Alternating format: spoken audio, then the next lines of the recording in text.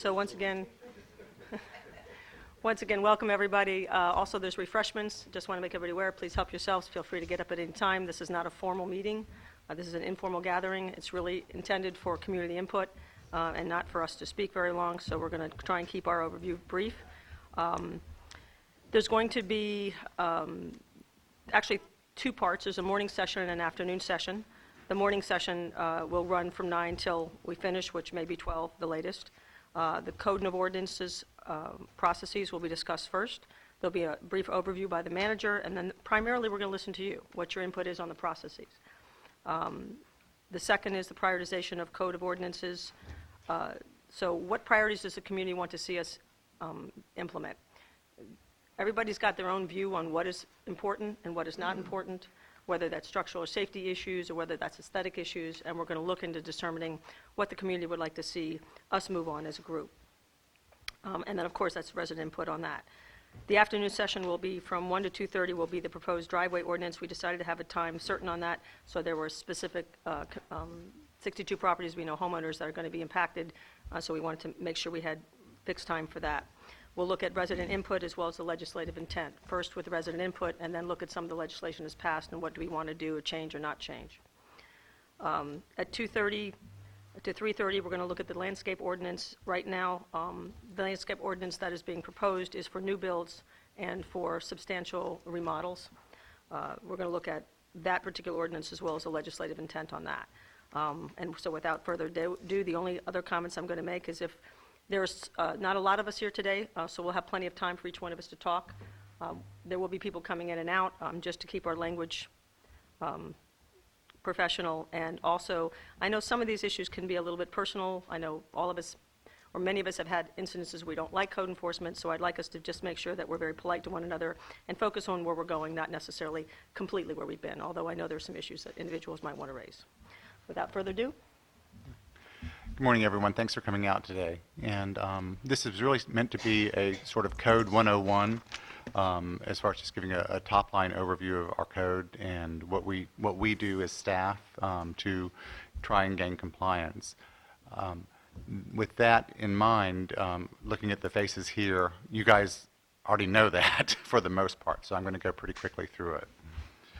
Essentially, we follow the Florida state rules, we follow Miami-Dade Code, Florida Building Code, and then the Village Code as well. And so all of these come into effect, and it's all of what we're trying to get compliance with throughout the village. And we have to really make sure that we're following the Village Code primarily because that's what you guys really see and know. And so the Florida Building Code, that comes up when we have people doing work without permits, more life safety issues. And so that's always one that we go for first, and that's a priority for us. So if we see a life safety issue, we want to make sure that's handled as quickly as possible. So a little bit of the process that we go through. Here. Here we go, right here. Okay. And we handed this out to everyone. But essentially, once a code issue comes to the attention of our code officer, whether that's by her noticing it or someone bringing it to her attention, first thing she'll do is go and check it out. She's got to see it with her own eyes, preferably photograph it if at all possible. She's limited as to how far she can go into someone's yard, like she can't step into their backyard or behind a fence or stand in the neighbor's yard on a ladder looking over the fence. Those are all limits that the law, prescribe for that. So, once she goes and sees it, typically a courtesy notice would be posted to alert a resident if if she sees an issue, and the courtesy notice will have a reasonable time to resolve. Typically that's 10 days. Some things are a little faster than that. Some can be resolved immediately. A trash can at the street, she can take 2 minutes and talk to the owner if they're home and, resolve that immediately. At the end of a reasonable time, the officer will verify, that the issue has come into compliance, and if it has, then typically it's case closed. Our courtesy notices are really just a way to let the homeowner know that, hey, we noticed something that's not in compliance, and try and get them to comply without having to go through fines and fees or anything else. It's just a friendly notice from the village saying, okay, this isn't right, so let's fix it.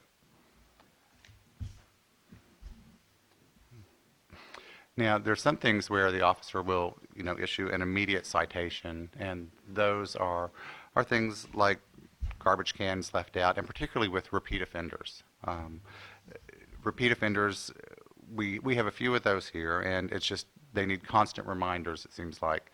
And so we have taken to where we issue an immediate citation for that, and there's a fine of usually $25 involved. But that tends to get their attention a little bit better and hope to move them towards compliance.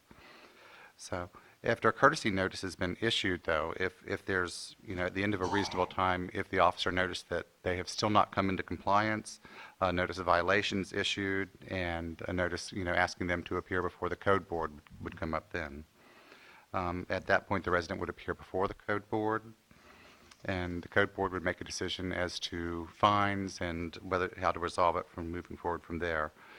The fines can be a one-time fine, or it can be a one-time fine with a daily fine that accumulates until the issue is resolved. That can add up pretty quickly, actually. And so it's important that our residents, particularly if they've been found, not in compliance by the code board, move quickly to resolve the issue. If they're still not in compliance after going through the code board process, then we send an intent to lien and start the process to lien their property. That way, when the property sells, we can get the money back for the village. Hopefully, it would also inspire them. A lot of times getting an intent to lien notice will really inspire someone to go ahead and come into compliance. So that's it for the most part. We have, our courtesy notice. We have an administrative citation that we use as well. And that's basically the process for us. So. Mm-hmm. Are there any questions on the process at all, or comments on the process? Yes. Mm-hmm. Is it explained in the courtesy notice what the specific issue is, or is it just the code section? Like, is it you're in violation of attachment 2.3, and then there's could be several things? Or did they say, your garbage can was added, or whatever? It should be both. It should be, we have a, No, I don't really know what the process is. That's what I was curious. Both? we've never given you a courtesy notice, have we? So essentially, there's a section here that, on the courtesy notice, that has different items that we can just check, like weeds and grass, high weeds and grass and shrubbery, unsightly objects, that sort of thing. And it lists where in the code it is. There's a space down here where the specific issue is written. So, yeah, in the comment section. And So. Officer Pinheiro was saying that that is the case, correct? You do both? Mm-hmm. Okay. Good question. Anybody else? Process? Question specifically about what he just went over? Uh-huh. Yeah. I have two. Excuse me. One is all of this assumes that people know that code exists and that they know what the code are. Right. The codes are. What is the, now we got here, as you know, a little over a year ago, year and a half ago. Mhm. And we became aware of code because we took it upon ourselves to proactively reach out to you personally to come in and sit down and talk about some things. We wanted to make sure we weren't going to muck it up. We had a deadline for some renovations and Sure. things we had to do on time. So we made it our business to Mhm. know what we're doing. What system is in place to make people aware of code and what the codes specifically are? Is there any way that you guys make people proactively aware, now that you own property in Biscayne Park, here's what you need to know. We have code, here's what they are. Mhm. Is there any system in place? Like I would like to see something like a new owner has to come in, have a sit down with somebody, it doesn't have to be super formal, but basically, hey, welcome, you own here now, you gotta come in and sign for this. You are now fully aware that we have code and you have a copy of it. Is there any system in place to make people understand what code is? Right. Real quickly, just throw in that, like, for example, the house around the corner from us Mhm. just sold. They have a brand new driveway that the previous owner put in. Every single night, they have 3 cars, including 1 work vehicle, that's parked on the front lawn. Every single night. Not on the driveway. The new driveway sits On at the, the end. yeah. Mhm. And the cars are on the grass. So, we just wonder, obviously they don't know, so how are they made aware? So is there a system in place, or have you guys ever considered having a system where you formally, I mean, this is a small village, we're this big, it's not like you're Sure. Miami-Dade County where you have 5 billion people to keep track of, we're this big. Okay. Is there a system in place, or have you thought about putting a system in place to formalize that process? So people are all very fully aware, I got a copy of the code, I signed for it the day that I closed, Mhm. I had to get this thing from the city. No one can ever say I didn't know. There's not that formal process in place where we're going to have them sign off. We don't always know if a house sells for cash. We don't always necessarily know about it. If there's a lien search, that sort of thing, that clues us in.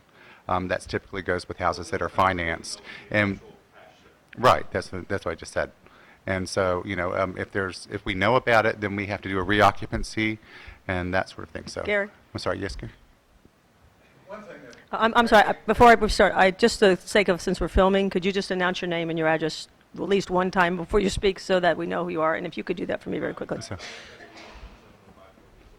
Thank you. Gary Field, 777 Northeast 111. mhm. Thank you.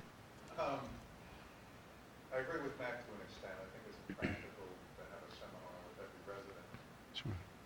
I think at least they should be able to point to the code of ordinances that's on the website that they can Mhm. research. But one thing I think that should happen, that we've said several times, going back really to the last time you were here, Christian, is there needs to be some general education of the public. And now that we have this citation process, Mhm. that should be a letter, not something in the IGRID or some other obscure place, a letter going to residents explaining that process to them so that they know. My next door neighbor, who supposedly repeatedly advised about parking on the lawn, a la what Bang just said, Mhm. there's a multitude of cars on this front lawn all the time. Okay. Okay? And I think part of it is ignorance, but I think once that letter goes out, Mhm. we don't have to go this process of they're issuing a courtesy notice, which I disagree with because we're trying to eliminate that, and inform people and follow up. And that to me is one of the things that should be a priority. Mhm. These issues that are citable, so to speak. Okay. I also think that there probably are some general things that might go in that letter also that would result in a notice of violation. Just sort of the most common things that we Mhm. see. Is that sort of the new, because there is a new, on the website, just so you know, there is a new homeowner file, which I just don't think it's easily readily, in other words, I don't think it's as easily clickable and findable. You have to kind of search, which alleviates the point of that. Talking about everybody getting this letter. So like a one General for everybody. letter to everybody in the village. I think that's a great idea, actually. Handed out. Mm, so- Yep. Okay, but let me go back to Mac's question real quickly too. We have our welcome packet that we give to new residents when we know about them. Never got one, and you knew about it. Well, that wasn't in place then, so. Not being argumentative, just letting you know that No, I understand. we searched You out you that- you were proactive, We were very proactive about it. And- We wanted to not muck things up. right? In a perfect world, every new resident would be. Every city has codes. This is not something that's specific to Biscayne Park. You guys were great on that. So you came in, we worked together, we got you permitted, and all of that. So that was great. But I agree, not everyone knows about it, and I've talked with the mayor about this, about how to start reaching out to people, and I like So- Gary's idea about a letter going out, because that would kind of, like, if it went out today, then you Yeah. know, well, you assume Yep. everyone got it, they got it, assuming they opened their mail. Yeah. But every day you have new homeowners coming in, I think there needs to be a system in place to capture that, because look, people are required to follow code and laws regardless. You can't say, I Right. didn't know. Ignorance of the law is not, Right. And it doesn't matter if you're illegal. Then you're not allowed to say, I didn't know, I'm not allowed to murder someone. I'm sorry, I didn't know. So, it's your requirement to be aware fully of these things. Absolutely. However, if you guys just take those steps to be proactive, then you can really say, hey, everybody knows, Mhm. all the time. Every resident knows, every property owner knows. Right. There's no excuse. There's no excuse, and then you can really hold their feet to the fire. I think that's a great idea, and I think that I like Gary's idea as well of mailing a letter and But that maybe. would take care of a one-time blanket for now, but Right. if something sells tomorrow, then again, you're one house But- behind. By the end of the year, you're 50 behind. If we. That same letter available, new residents. We can definitely do that. And honestly, I mean, realistically, it wouldn't be cost prohibitive. Mail it out, quarterly or something like that.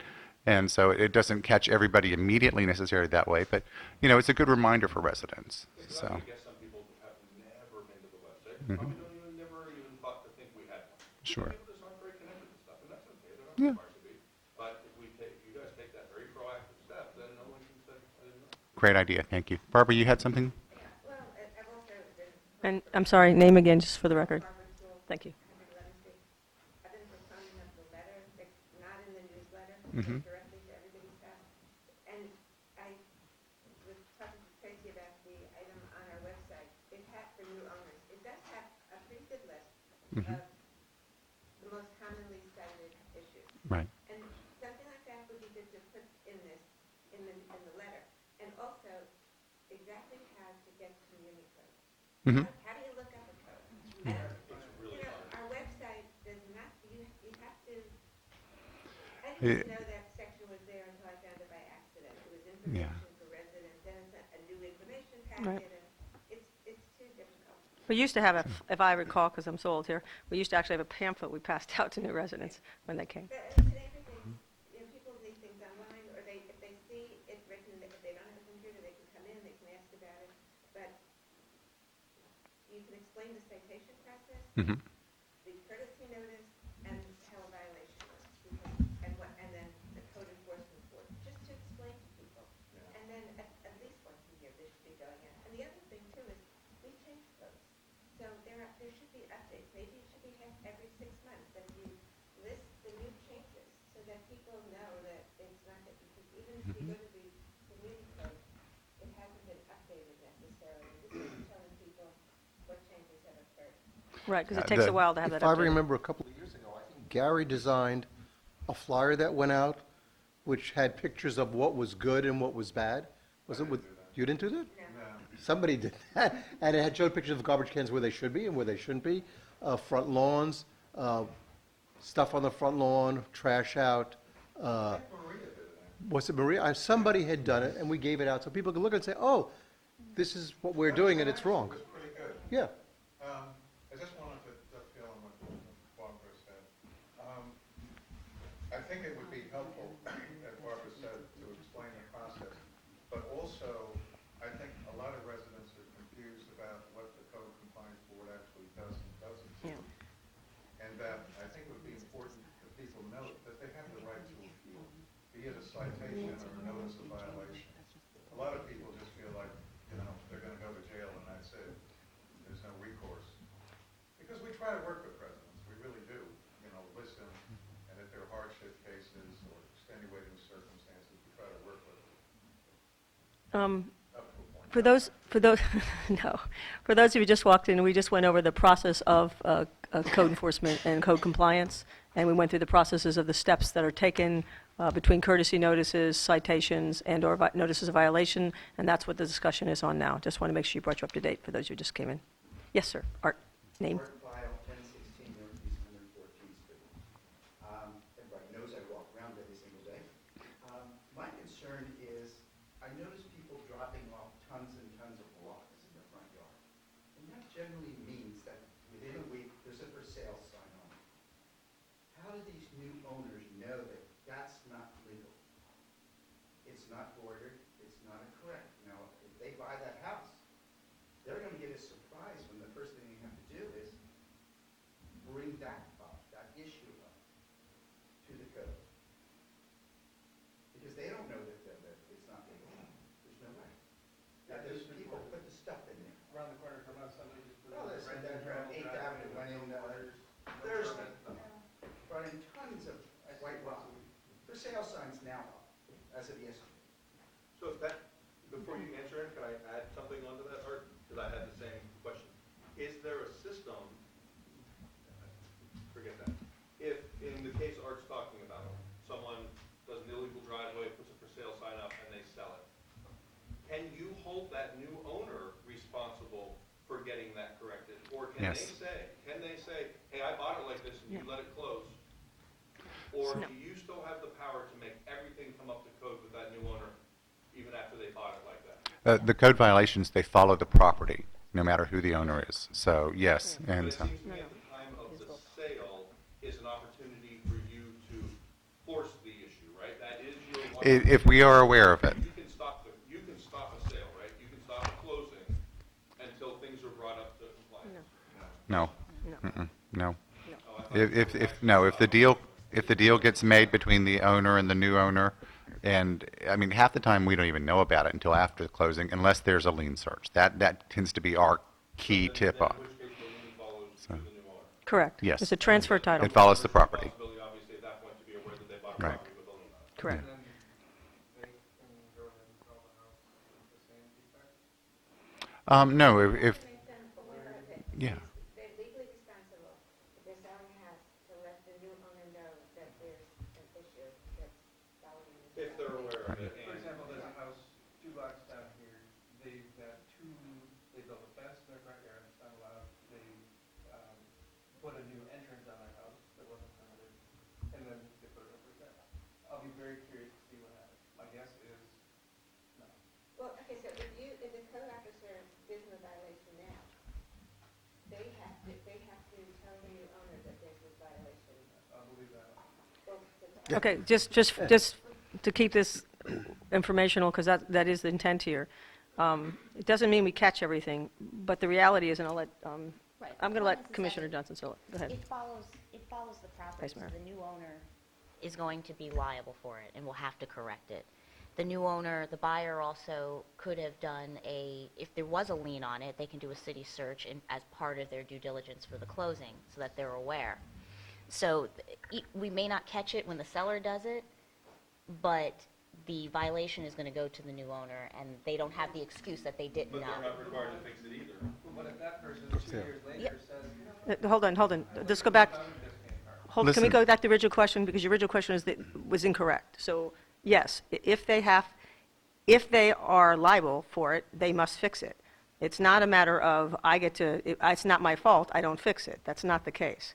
And then we have to follow the same codes, and I'll have some people that are better at this than I am.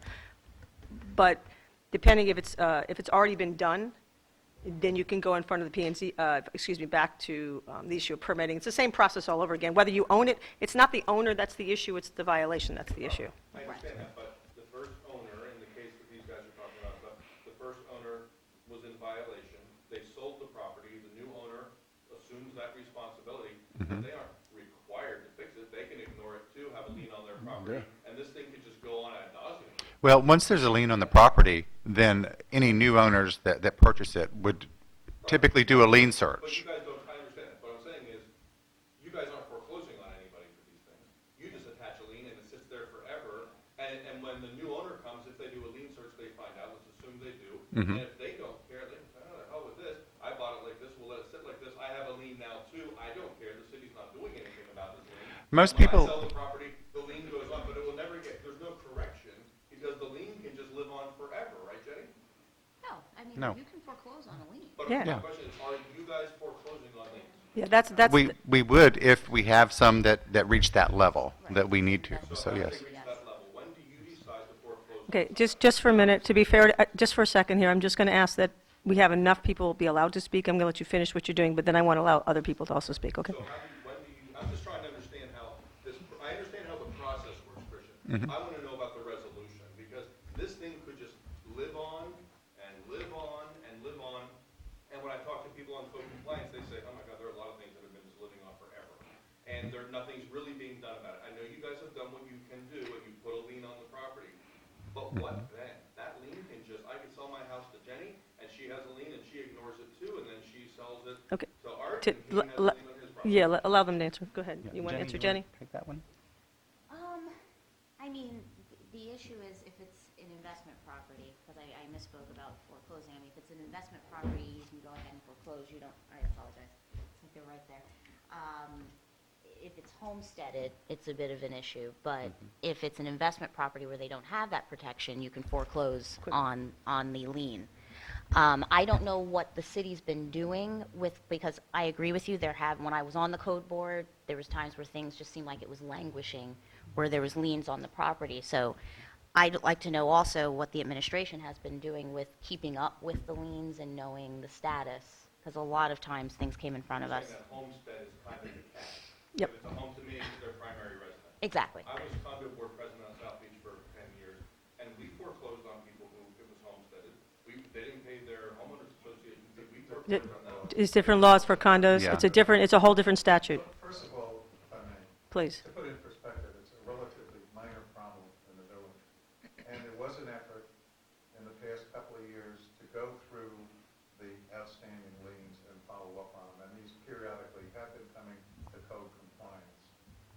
is difficult to sell a house with a lien. You can't put the money in escrow in order to sell it. But generally, the idea is that lien has to be satisfied before you sell the house.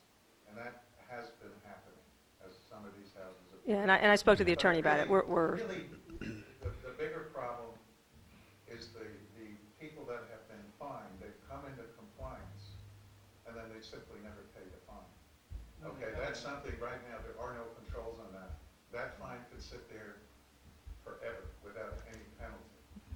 Okay? And that doesn't become a lien because they never paid a fine? That does become a lien, and But so. remember, it's the cost of foreclosing on a $75 Right. fine would be Yes. absurd. It would, it would cost the city probably 20 times as much as the And value of the fine. And the foreclosures in Florida, I can tell you can take, up to 2 years. I'm sure you guys are aware. We're not a title state. I used to think that if there was a lien on a property, the minute it was sold, that the lien had to be satisfied. But then I found out that that's not the case. What happens is, if you're getting a mortgage, no one will give you a mortgage if you have a lien on the property. It has to be clear.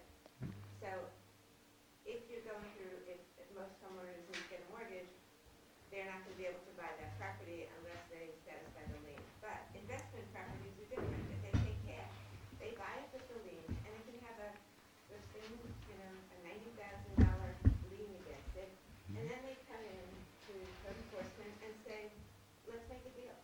And if I didn't do it, I'm just buying this property. I want to clean it up for the village, and I also want to make a lot of money. And the village is getting stuck absorbing those fees, which usually it's just the interest, everything adding up, or the fines compounding. And that's what in a lot of cases is happening, and is very hard. And yeah, and part of what you're saying is the issue of balancing between not wanting to have a property sitting there dilapidated and having somebody who's welcome who's willing to come in here and fix it up. And so you have to play the balancing act between, do you waive some of the fees in order to get it fixed up, or do you let it sit there and not be sold? And we have a couple, we have particularly bad property, 121st, that has that, where it's been sitting and sitting and sitting. And so there is a balancing act between deciding when to cut the fees in order to get the movement Well, the forward. third part of that balancing act, Tracy, is that you're sending a message to the community at large. And the message is either, it really doesn't matter, or Okay.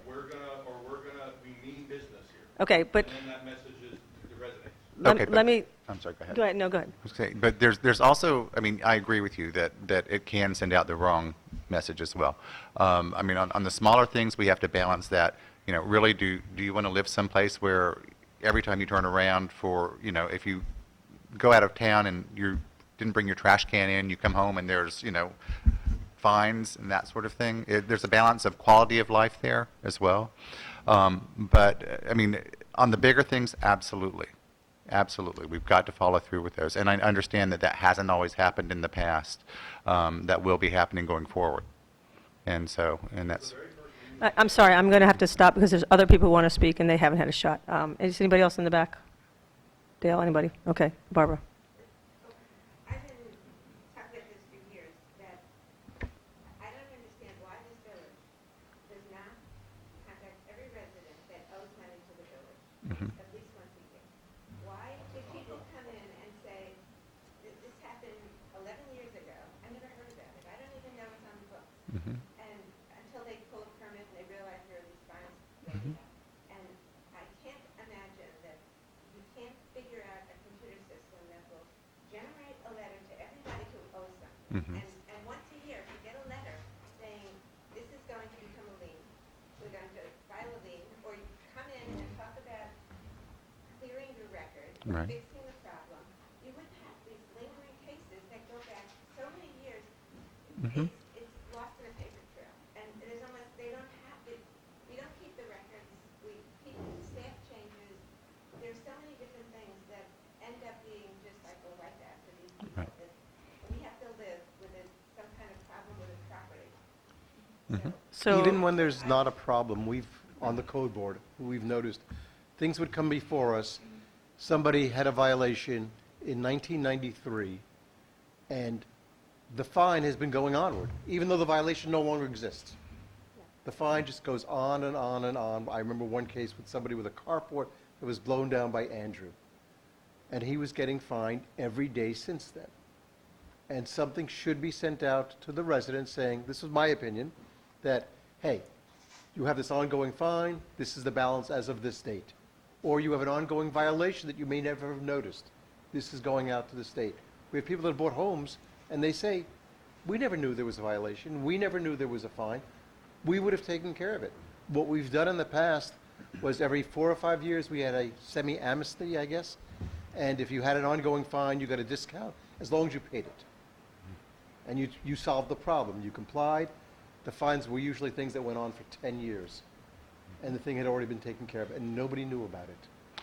And it's And- something we need to do. Why couldn't you just make it a monthly statement? I get a monthly Not statement. monthly, even Well- yearly or semi-annually or whatever. No, I think that's a great idea. And Go ahead. Just,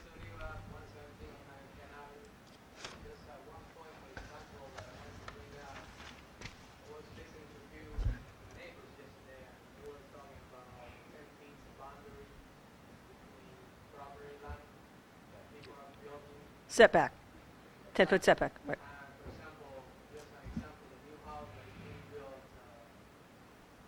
11, I think. And there is, how did we allow these people to build the house just close to the fence? That's one thing that doesn't make sense. So 11th Avenue, what do you, 11 and between 18 and 119. New house was built. Yeah, the new construction. I think it has 10-foot setback. No, on the side, on the side. I don't think that there is 10 feet. Ten feet when you're walking.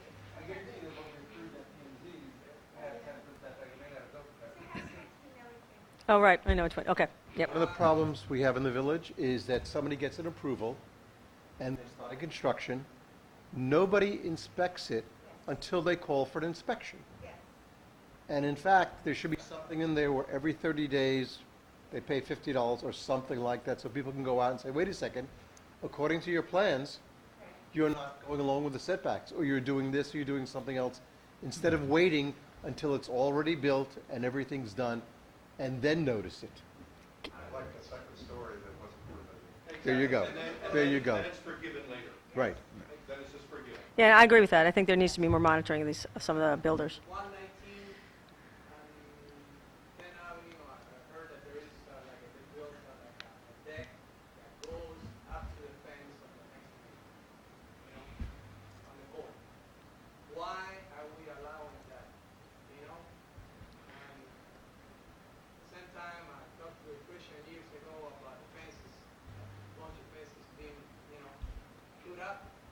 And the code doesn't say that we have to put some shrubs in the front, that is 40%. Why are we allowing that to happen? I'm afraid that this place is gonna, as I said again, I'm always driving around. Every place that you go now today, it's pretty well country place, you know, all fences, you know, I don't want to see anybody, and it destroys the character of the place. And why are we allowing that to happen? And I do remember very clear on 117 and 7th Avenue, I believe it is, that the fence was being built on the corner. It was built. The fence, I don't care about the fence, it's okay, but, and I remember the code that we had, the guy that we had that he quit or something. the code officer? Yeah. we have- What, Reggie White. Reggie was Yes. there one day talking to the owner when the fence was being built. I said, oh, I'm very happy that I was driving by back home, right? I'm very happy that this guy is talking to this owner to make sure that we enforce the code. And you know that I've been on top of you on that Right. issue for all these years that I've been here. And nothing happened. And still the fence is right there. And guess what? 1 times 2,000 residents, I guess, this is gonna be Kendall or any other place, or, you know, and that's my fear. That's my fear. So I just want to clarify, I know you're not for fences, because you and I have talked about this, you want to, you prefer that, the open green space look. Is it the issue for this particular one is where it's located, the height of it, What is, They didn't follow code, they didn't cover up. I just want to make sure. Required landscape. It wasn't the It- planting it- of 50% So it's a to cover landscape it, issue? so, Okay, yeah. Right. I know which one you're talking about, okay. Code issue Yep. at the same time as headings. No, no, I just want to make sure it was a shrubbery issue, wasn't the fence. Yep, Gary. Can I, Judith, because, Judith? Okay, Gary. Yeah, we've had fences that gone in and sat there, we never did the landscaping, it was like 2 years later. They're not supposed to be painted, they're supposed to be sealed or stained, and these things get closed out from the permit without compliance. There should be, that permit should be kept open until we have the landscaping in, until it's stained, until it's made sure it is correctly constructed. You know, we have regulations about it's supposed to be level. You The know, right side's the in, fence yeah. is going up, but, you know, We have that like they're building versed. on the side of the hill. We got one in 11 Place, that's giant fence, corner lot, 6 feet tall, One of the most expensive houses in the village. and they just put in a Fence fence. is level. There's not a blade of grass in front of that fence, and she is not going to do it. Which address was that? It's on 11th Place and like 116. 116? Yeah. Okay. Brian, I'm Brad, I'm sorry. I got here a few minutes late, and so if I'm reiterating anything, ignore it. But one of the things I think is one of the biggest problems is we know that, I mean, like, just walking down here today, there's illegal work being done. There were 6 cars, 3 of them were in public spaces, in green spaces. 3 of them were sitting in people's front lawns, and that's just on just the one lawn. But I think the biggest concern, because Biscayne Park, we've slid down with enforcing the code for so long. It's not really that we're not enforcing it at the moment, because I do see our code enforcement officer out there, and I know that things are happening. But I think the issue is we have so much going on right now that we need, if not just temporary, but permanent, we need more help with code enforcement. She needs backup, and I think even if it's just enough assistance to get the park back up to this level before we continue to slide, get somebody in there to assist code enforcement and push it forward and, get a good jump start on it. And then, once we're at this level, then we can, discuss exactly how much, more assistance that code enforcement or code enforcement officer needs. I know one of the things you have expressed to me several times is a lot of what you would call non-permitted work. And I know that in commercial vehicles, I think were 2 that you had mentioned to me among other things. Yeah, I mean, we have, and actually, in real estate, I have clients that come to me looking at Biscayne Park in North Miami, because we do allow commercial vehicles, or they give away commercial vehicles in residence. And I know that there are some codes to, storage, but if you go out there, today, we have an HVAC company with 3 vans in their front yard and driveway. There's electrical, which is fine. I'm fine with, maybe one or somebody who takes them to home from work. But if your employees are meeting you at your home and you're going out, it's a different situation. And then 2, just unpermitted work. I think, I just went through a situation where I went to the city, and I had a great experience. But, I was given misinformation when I coached for a permit, wanting an expensive new survey, and $375, and just for a small yard project that I was going to do. But my point is, I think making sure that the residents get the accurate information so that they can do their work when they want to. Let's not let's support anybody who wants to upgrade their home, but also get tougher on the code, give more support to the homeowners so they get these projects done, but get really tough on the code and really tough with contractors. And Gary, before you go, 1 second, I want to address the additional help with code. One of the things that you guys really don't see is the amount of paperwork and administration on the back side of code. We've just hired a part-time clerk to help Elizabeth out with that so that we can get these things in the computer, all the code violations in the computer, and we can start tracking them better.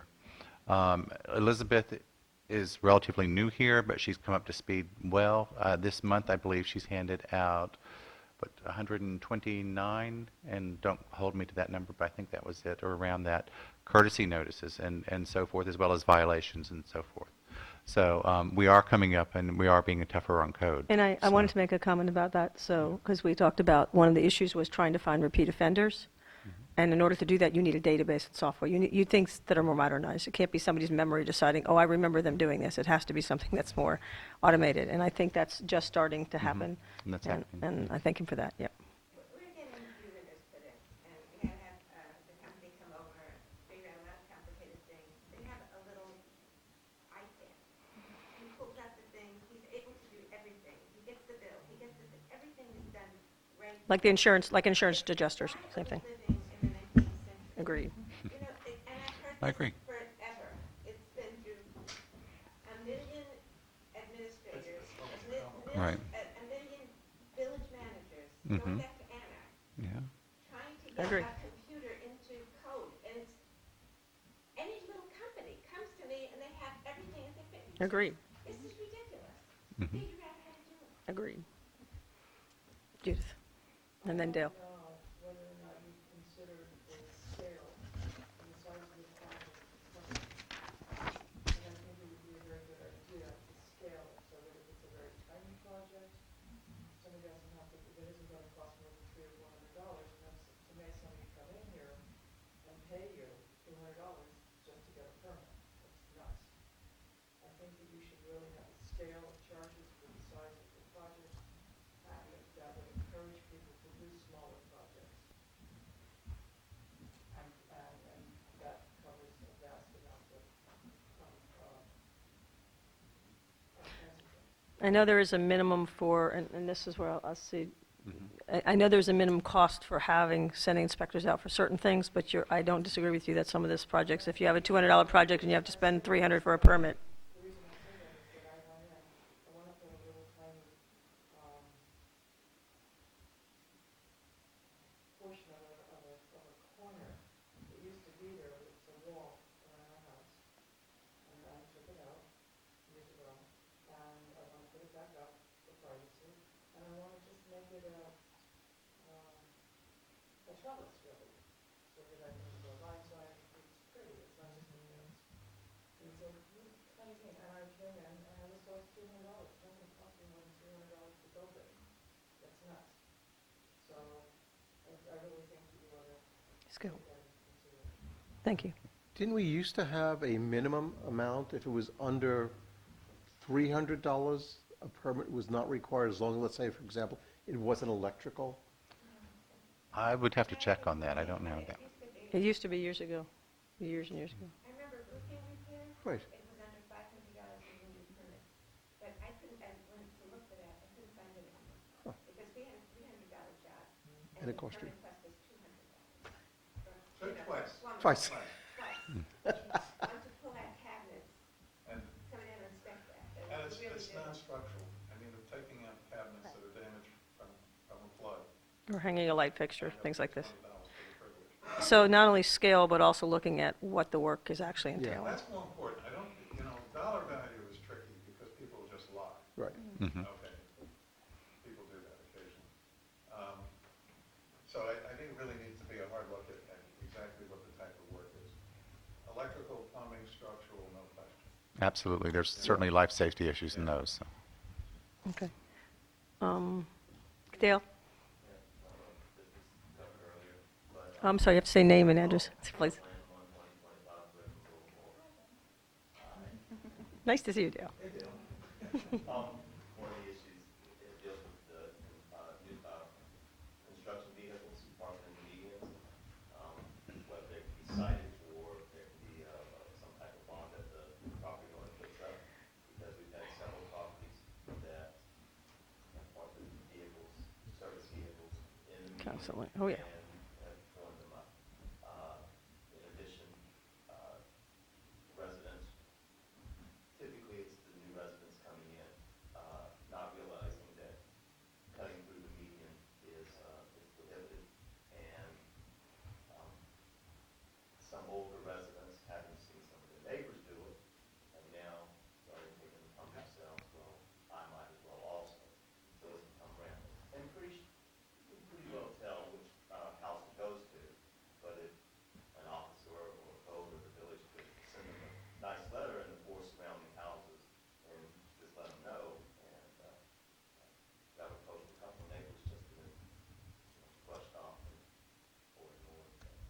Yeah, I think I've become the chase of anybody in a median lately. I do, I stop, and I'm pretty avid about that at the moment, personally, the parking in the medians with vendors. We have a lot of construction, as everybody knows, going on in the village, and this seems to be a rampant problem. It was allowed originally, in a couple previous administrations ago, it was allowed to have, if you were having major construction, they said, we have a bond. It's a $500 bond. So if you bring in a concrete truck that weighs tremendous amount that's crumbling the street, or and that's not covered by the bond. If you are parking in the median, and $500, or it costs you $2,000 to actually fix it, the $500 is a nothing wave. So Not to mention the damage is going to the tree roots that they're Right. parking on that you're not gonna see now anyway. and that's, and Dale, it's good, go ahead, and that's one of my things, it's, Yeah, well, construction's one thing. and then there's residents too, The problem is the residents as well. It's Right. on numerous avenues and streets that this is occurring. Maybe, I think Nick said he was going to try and enforce that now, because it's a state ordinance and it's a county ordinance of parking and/or driving on the median. He said the driving, they've got to see them do it. Parking, they can actually issue them a traffic citation, traffic ticket. they're making that sure it's shows- on the tickets, they're working on that now. Right. The issue, I needed signs in order to do that. Doesn't seem to be an issue. Really? Yeah. Really like to get the bottom of that. Because nobody can find a place where it says you need to have so many signs. On 8th Avenue, it's like the free parking lot. Yeah, when Mitch was here, Mitch's attitude was, there's a sign at the beginning of the medians, and then there's a north end, south end, east end, west end. There's some state statutes that require a certain distance, so I'm not going to Yeah. absolutely fix on that till we have an answer for you on that, but I do know we are looking into it. It's one of the things that I've asked. There's also options which are what I call movable signs. So if we have to do that, and the same residents are doing it over again, you put the movable sign, you put the warning out, and then they get a ticket. So In the interim, maybe if a letter went out to them, an official Right. letter, I or think- a notice from a police officer. Yeah. from the police, okay. Right, and the dollar bond of $500, I mean, out of curiosity, where is that set? Is that set in an ordinance, or does administration set that bond? I think that's something, do you want I to? think that was administrative that Yeah. the bond was set. So you yeah. could in fact change that to $5,000? Yep. Yeah, we can do that. As far as if the ticket doesn't hold up, the parking on the median, let them waste the day in court spending it. I don't think that's going to be a case, and I don't think people are going to continue doing it if they continue getting tickets. Yeah. There's also posting courtesy notices on the window because of the eventually car, it's gonna that's another hold up. possibility. Big sticky things on the windows might be another possibility for, no? Yeah. Okay. No. Um, Yeah, go ahead. Dan Schneider, 11705 Northeast 11th Place. I think it seems like everyone keeps kind of saying similar things. Enforcement. Enforcement. We have a code, we have a strong code. It covers everything we're talking about. I personally don't see it being enforced. We've got a house down the street from us. We were told before we moved in, because we actually went in and talked to someone at the city who told us, we have a house 4 houses down. They run an auto repair business out of their front yard. And the person across the street allows that neighbor to park the overflow cars on his lawn. I was told by someone from the city that this is occurring. And I was told that because we have this driveway ordinance and we're really strict about enforcing code around here, that we wouldn't have to worry about it for long. Well, it's been a year and a half. There have been 0 results. So they're actually running an auto repair. They're running an auto repair business. And we were told by someone from the city that this is what's happening, and that the neighbor across the street, who has never, you go drive by it now, I guarantee you there's no less than 5 broken down vehicles, 3 motorcycles, a broken down boat that hasn't moved in 20 years, and 2 junkyard dogs on the front lawn of this house. And no driveway. And no driveway. And no driveway. No driveway. Quite frankly, I'm tired of being told by the Village of Biscayne Park that we're tough on code and seeing 0 results. 0 results. It's enforcement. Quite just- frankly, I'm going to finish my statement. Yeah, I know. Go ahead. I'm tired of it. And quite frankly, it's starting to really get under my skin that I have to spend my Saturday coming here to protect my investment. I'm tired of it. Got it. I'm tired of coming to village meetings. I'm tired of coming to meetings on a Saturday. Language, please. Language, please. I did ask that. 11705 Northeast 11th Place. I'm tired of coming here and Is that your complaining. address or the house? That's my. That's Oh, his, no, no, no, no. The- You- I don't, it's Bo's house. Everybody in this room knows exactly who I'm talking about. Okay. It's Morris Yamta. He's been cited a million times. He doesn't do anything. We don't get results. We allow repeat offenders to continue offending. It's just a fact. And I've never heard anything from the people on this dais saying otherwise. I've not heard the code is a priority. I've heard, I actually have heard it said the code is a priority, but I haven't seen any results. okay, I just have to be honest. Brian. Rob Nickerson, away from facilities systems. We support Dan, just to add something to that. That area too, we have an issue with people renting rooms of it. The same individual actually rents a room. Now, I know that the commission discussed, rental, inspections. Mm-hmm. And again, when you go around the park, a lot of people who are in violation in a lot of properties, there's a large percentage of that are actual rental properties, especially the duplexes. Right.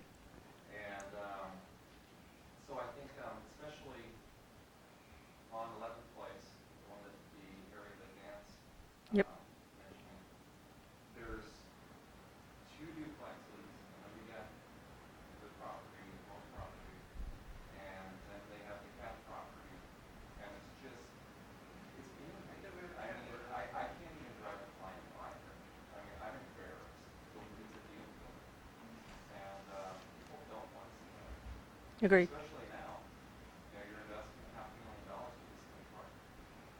You know? You looked at 11th Place, you looked at most streets. in the Just, city as- please, I'm one at a time. I'm so sorry. One at a time. Go ahead. Yeah, just regarding, people renting rooms. I've noted that there are houses that people are renting rooms. Oh, that's We do have laws, I'll tell you, and I'm not an expert in this area, but I do know the state legislature is backing Airbnbs and things like this. So there is a huge amount of money, just so you know, legislatively right now, so much so that the hotel industry is not being able to, they've lost like 3% of their occupancy over some of these short-term rentals. So there is the state has moved, unfortunately, away from protecting the municipalities and towards protecting the businesses. I'm sharing that with you so you know that there are things we can do, but there may be limitations also placed on us on that.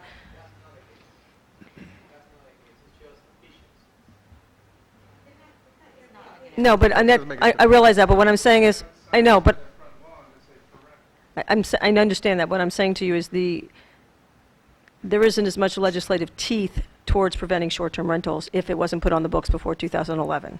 So there is some legislative pieces that I think will limit how much stuff we can do. That doesn't mean we can't do things, it just means it does have limitations. No, what I'm saying to you candidly, correct. That's what I'm saying to you. We'll hold on to that one, but that's a very good one to bring up in a minute. Go ahead. understand that this driveway thing is gonna backfire on us, because now people are building these massive driveways, and now I can put 10 cars. And they're taking over their expense. Can you do me one favor on that? Hold on that one, because I do, and I know not all of you can stay all day, but I will actually, at the end, what I'd like to do, when we start, we're going to actually move to prioritization. I think you guys are doing that anyway. You're kind of moving to what are your pet peeves. So what I would like, just a moment, please. What I'd like to do, and we'll continue the discussion, I don't want to cut anybody off. What I'd like to do is, in just a few minutes, I'd like to move towards what are the priorities of code, because I think we're kind of migrating that way anyway. Okay, so go ahead. Actually, I have a request. I would personally find it very helpful, we're talking about making things better. There needs to be a measure in place, because it's just this, and it's a lot of talk, and people say it's horrible, and we're working on it, but it's getting better. No, I don't think so. It's all a bunch of words in the air until there's a number on a piece of paper for me.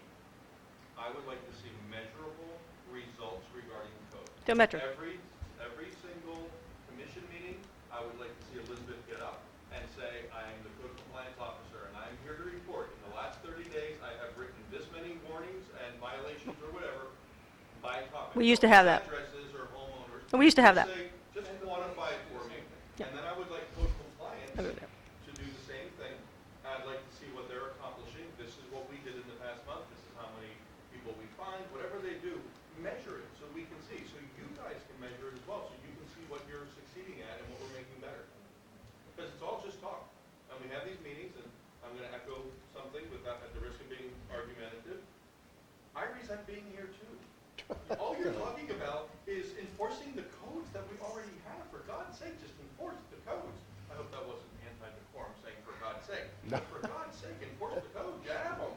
Is there a way, We're talking about different codes for the most part. We're just saying they exist, enforce them.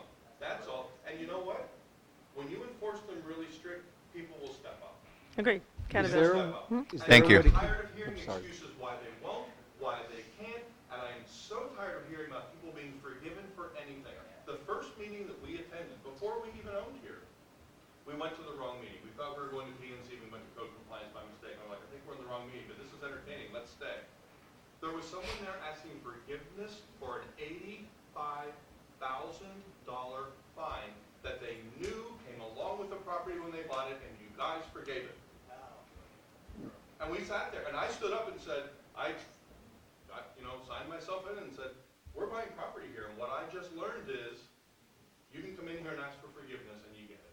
So don't bother doing it the right So don't follow, so I Okay. learned tonight, I don't really have to follow the rules.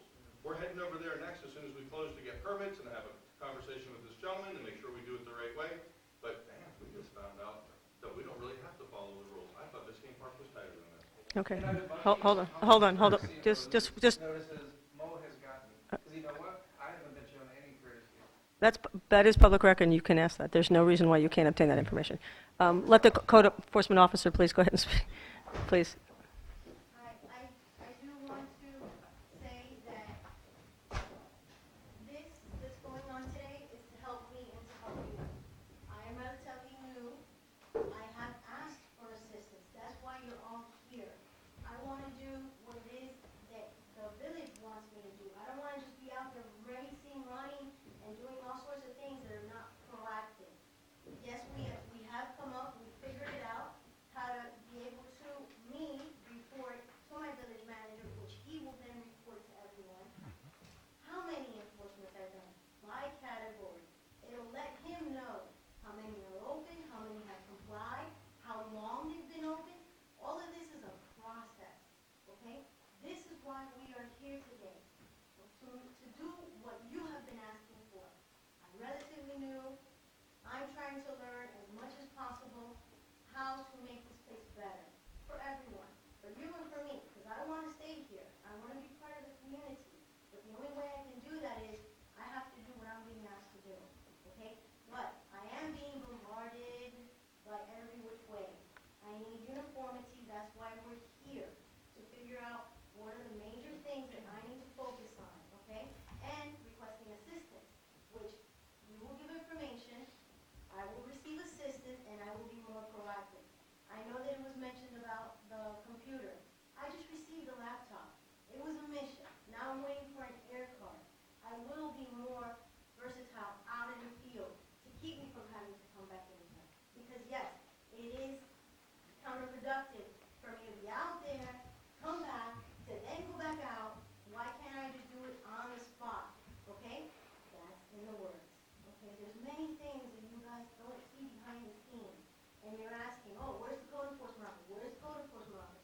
I'm everywhere. But one of the places that I have to be is in there. But in order for me to be out of there, I now have an assistant, okay? He's gonna take care of a lot of the paperwork for me, so I can actually be out there, okay? This is a work in progress, and you guys are here to help me, so I can turn around and do what you're asking for. So today is a very productive day for all of us, for you, for them, for me. And I thank you all for being here, very much. And we appreciate your effort. is it possible for us, for administration, to keep a list of, let's say, everybody got a problem, they go into City Hall and say, hey, we think there's a problem with this property. They write it down, what it is, Yeah. for then the village to decide, this is a problem, and these are the steps we're taking. This where it is now in the timeline. I remember when I was on code enforcement, occasionally stuff would come up and then just disappear. And it would never come back, and we used to ask, well, what's happened with this? Oh, something's going on. This is, Right, I'm going to say it's embarrassing, because it is. I think we are to the point where we are sitting here, all of us, including everybody on their Saturdays here. I think there's a joint belief that we'd like not to be sitting here talking, but getting it done. But there's enough technology out there that some of the stuff we're sitting here still doing is ridiculous, in my opinion. We can move forward with the technology to make it more trackable, log in when the complaint was made, what actions were taken on that complaint. I think other cities have, this is not something we need to reinvent. I think other cities have it. I don't know what the cost is with that, but I do believe that there's a commitment, I will say there's a commitment from me, I know I've spoken to the manager, to move this forward in a way that's expeditious, but also that's efficient. I do believe that sometimes, and I understand the frustration, I'm sitting there with you on this, I really am. That's why I asked for this meeting, because I do believe as a community, there's a couple of things. We have limited resources, and we have to own up to that. Like it or not, we have limited resources, and that's not an excuse, it's a reality. So if we choose to reallocate those resources towards code, which is what many of you are saying today, that's something we need to look at. But as it stands, we have what we have, so we do have to start to look at, if we're going to shift resources, move it in a direction that makes code, it's a costly thing. It's not a uncostly thing, but I think there was something that was said earlier that I really liked from actually all four of you here, and that had to do with sending letters out, making people aware what it is, and so that she doesn't have to chase somebody over a dirty roof. If we know we're going to be going after roofs and the whole village knows about it, then maybe we'll clean our roofs and that'll cut down 50% of our enforcement. So I do think there's an educational process that also will help cut down some of this, but you're right, on some people, it's full-blown enforcement. And Tracy, quite frankly, part of the educational process is being fined and having to pay a fine. Because nothing teaches you better than getting out your checkbook and writing out a check for $75. Shit, I'm not doing that again. You know, I have to say I paid a couple of fines in my life, very, very, very few. And one was where I used to live, I had a yard sale without a permit. I didn't know. I had a couple more yard sales and every one was permitted. I paid the fine, I didn't argue it, whoop, didn't know, sorry about that. So enforce, enforce, enforce, find them, move it to liens, just be strict. Just take all the wiggle room and all the gray fuzzy out of it. It's black and white. It's yes or no, done, uniformly, period. Just to be fair, 1, 2, and then 3. Go ahead, Dale. Basically, there's going to prioritization is there. What I'd like to see is the village come up with some priorities and notify residents or start on those priorities in a hierarchy. This is what we're gonna be focusing on, and then the other stuff still plays in, but the hierarchy is this, and start some type of process because. That's actually what we're moving to right now, so you segued for that, thank you.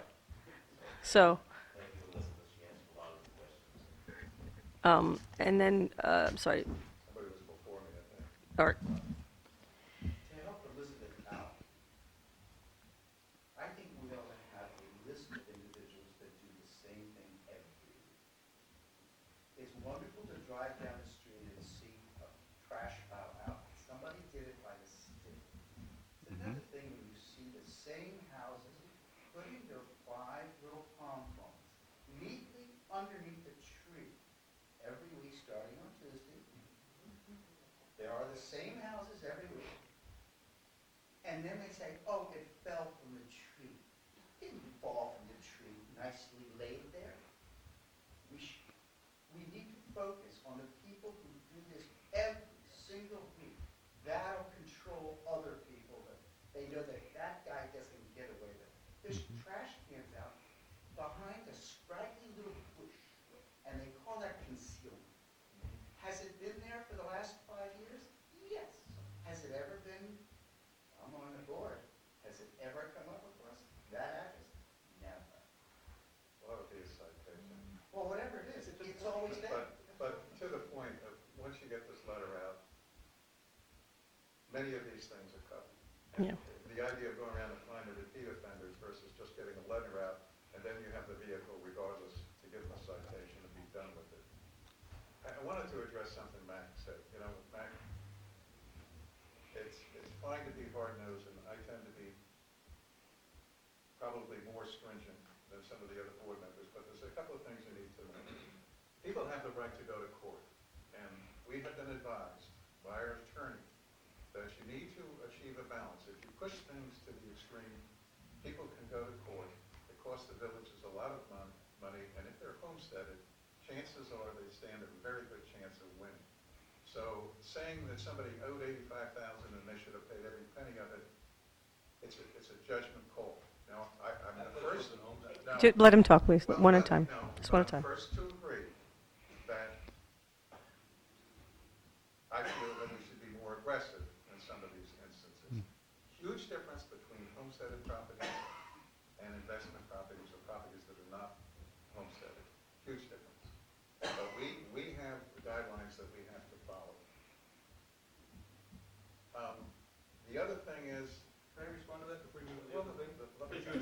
No. Well, I understand. Okay, guys, I'm gonna, please allow him to finish, one at a That time. it isn't always as simple as, you know, it's 85 grand or whatever it is, and sticking with that. We do, in cases of fines outside of liens, we try to work with the homeowners. I mean, there are extenuating circumstances. We do like to take that into consideration. Um, You know, there are people who have financial difficulties. There are people who are waiting for insurance settlements. We deal with it. We try to give them a time frame for compliance. Okay? It is not, we don't want to be draconian. But I agree. I adamantly agree that we should follow through with the process of giving them the violation, okay, and then letting it come to the board. Dale? Well, yeah, and with Gary, many times the village hasn't been the best at keeping its own records, and some of the vendors were for the same thing at separate years for the exact same occurrence. So you have to take those into account. So when you're running the balance, why it may have been 85,000, 20,000 may have been for the exact same lien that was already in place, and you can't find them twice again. Brian? No, I mean, I Brad. agree with, what everyone was saying, but one of the things, from a real estate point of view, I've watched, if you've been here, where we've had these properties that have gone in front of code compliance, whatever, and their fines have been reduced significantly because supposedly they can't close on the property unless you reduce something. That is not true. Any contractor who is buying a house for $250,000 at the short sale, you can go through the books, you can pull out half a dozen of them that have had their fines reduced by $100,000 because they won't sell, or they won't buy, or it's going to sit there, they rent them. It's not true. If that same contractor can make $150,000 versus $200,000 and having to pay a fine, he'll still do it. It's, so what I'm trying to explain is you have these neighbors who have put up with this, and it's devalued their home for years and years and years. And then the homeowner either loses the house or just short sells it or dumps it. And they go through, and a contractor gets to buy it. Who loses? The city, the homeowners surrounding it. And, I agree. I think it's negotiable, but do not. I've seen $200,000 fines walk away with $20,000, $30,000, $40,000. I mean, it's ridiculous. I don't think we ever had Do you have like a Suggestion on process of other cities or hold on. We have, by the way, just a time check, we have about 5 or 6 more minutes to discuss the processes and some of this, then I thought we could move to prioritization, which would be the second hour and a half, which is a part. Remember, when I was on code, our attorney said a lot of places will settle for 10%. Okay. We have never settled, when I was on, we never settled for 10%. I would always recommend a lower amount, Gary would recommend a higher amount. We met in the middle, we usually got about 50%. And sometimes, yeah, we did worry about the homeowners next door. I remember one case in particular, he and I disagreed, and my thought was, let's give them a little bit more of a discount, it's gonna be over, it's gonna be done with. And we usually give them, yes, you get the discount, house has to be done within 30 days. The sale has to go through. If you don't sell it in 30 days, it goes back to the original amount, just so the neighbors didn't have to worry about it anymore, and it was finished. And that seemed to have worked. You guys can compete. You're married, so you can compete. I go first then. Harvey, No, I'd like to go first. I do not agree with the attitude, oh, let's just be finished with this so we can move on. I believe that if you've been living next to that property, I want somebody to pay for it. I think you have a responsibility, and I go to the code meetings, I don't see investors coming in and negotiating to buy this place. I see the cash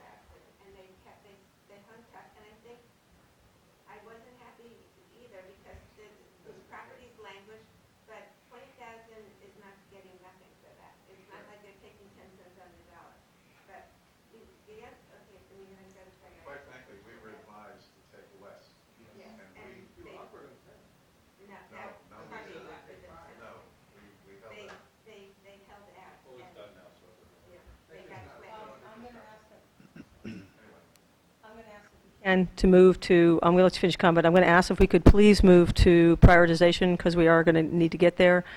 Okay. The battle of the wits. Go ahead. You first, and then. So, just sort of my final thing to wrap this up. I'm going to disagree with Gary and Dale, sort of. They're talking about exceptions to things. It's kind of like saying, well, we can't write an ordinance for driveways because there's someone who's going to have a septic tank in their front yard and they won't be able to do it. That's what variances are for. Of course, there are mistakes happen, and there are reasons why sometimes, I'm not talking about that. I'm talking about the vast majority of cases. And I think all of this really speaks to a theme that I believe Biscayne Park needs to have. That is, we're not playing. You know, so moving forward, every contractor who does work here, every developer who flips a property, every investor who comes in, every person who wants to be a slumlord in this town, over time, when that attitude is stricter, and it is very black and white, and it's very tough, and we seem like a bit of pricks, quite frankly, oh well, that's Biscayne Park style, and as a result, look how this place looks, look at our property values. You guys only get your money that you get to spend from one place primarily, and that is taxes. You need properties worth more money so they can contribute more in taxes. You need all these new properties selling for higher prices. All of this is a general theme that we're like them, I'm pointing at Miami Shores, as opposed to being like them. And if we don't make that separation, we're going to go that way. Inevitably, naturally, we will move that way, because things will never move that way all by themselves. So all of this is really about what kind of, and look, where I come from, small town Pennsylvania, this conversation wouldn't even take place because people acted right. And people had pride of ownership, they were good citizens. I come from a different place. The reality is we're talking about South Florida in the year 2017, and this has to be done or we will become unincorporated Dade County and North Miami. I lived there for 15 years, I know. And I can also tell you in the past year, I have seen Biscayne Park move in the direction of looking like North Miami and unincorporated Dade County, and we should be moving in that direction, because if you don't, we inevitably will deteriorate. It's happening right before our eyes. That's my final comment on that. Okay, moving on to prioritization. Before you do that, I'm going to hold the thought for just a second. I just want to explain what we're going to do with this a little bit here. There is a series of areas, structural and aesthetics. I'm going to do an open forum, but what I'd like to do at some point is categorize these as structural and life safety issues and what we would consider more aesthetic issues for the purposes of at least identifying them and categorically, so to help the code enforcement officer know what we're looking to do. Would that be helpful? Yes. Shaking your head, yes. Okay. No, this is not our prioritization here, this is yours. So this is the community's prioritization, not ours here. We're trying to figure out what's important to you. So. Okay, Dan, just give me a second. Dan, please allow me to speak. Thank you. All right, so what I'd like to do is attempt to have a structural category, which is life safety issues, which are things that have to be addressed right away in the code. There are things that cannot wait. You don't get courtesy notices or things like that usually. Usually this has to be taken right away. And then the secondary piece is aesthetic issues. There's a couple other categories as well, which I want to talk, and it actually ties back into process a little bit, which is how we deal with, we talked about rental properties, but we also talked about inspections. And there's a whole code enforcement, very well written in our code, that we don't seem to be enforcing. I think that's a huge issue. Is it 16.14, Barbara? Am I doing that right? I think it's 16.14. Don't quote me on that. But I think that's going to tie a lot into catching some of these things, because there's an issue of what you can find too. So if you go into a property that's having that has done all this work behind closed doors and you can't catch them until you go to sell the property, we have to do a much better job of catching that issue, and so that at least at some point we're going to get permits.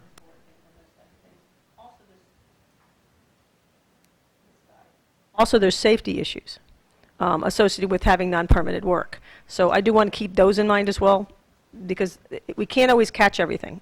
I mean, this plain sight view and some of the other restrictions from a legal perspective don't always allow us to catch these things until after we sell the property. So please, one at a time, please. Thank you. Gary? First of all, I disagree with the idea of prioritizing things, because that is going to bring this microscopic focus on one thing. In the big picture, all the codes should be enforced. Okay? And, am I waiting? Oh, that was like suspense there. Anyway, the other thing is, I think it's disingenuous of the village to be issuing violations when every one of our facilities has one or more code violations. Okay? How many years have we tried to put screens around the garbage cans? How many times, how about, we talk about swales and maintenance. What about the recreation center and the swales there? What about the fascia that's falling down? What about the building that needs to be painted? What about the illegal screen up at Public Works? The village needs to clean their house to set the example for the village. Not complain about the villages when the village isn't doing it.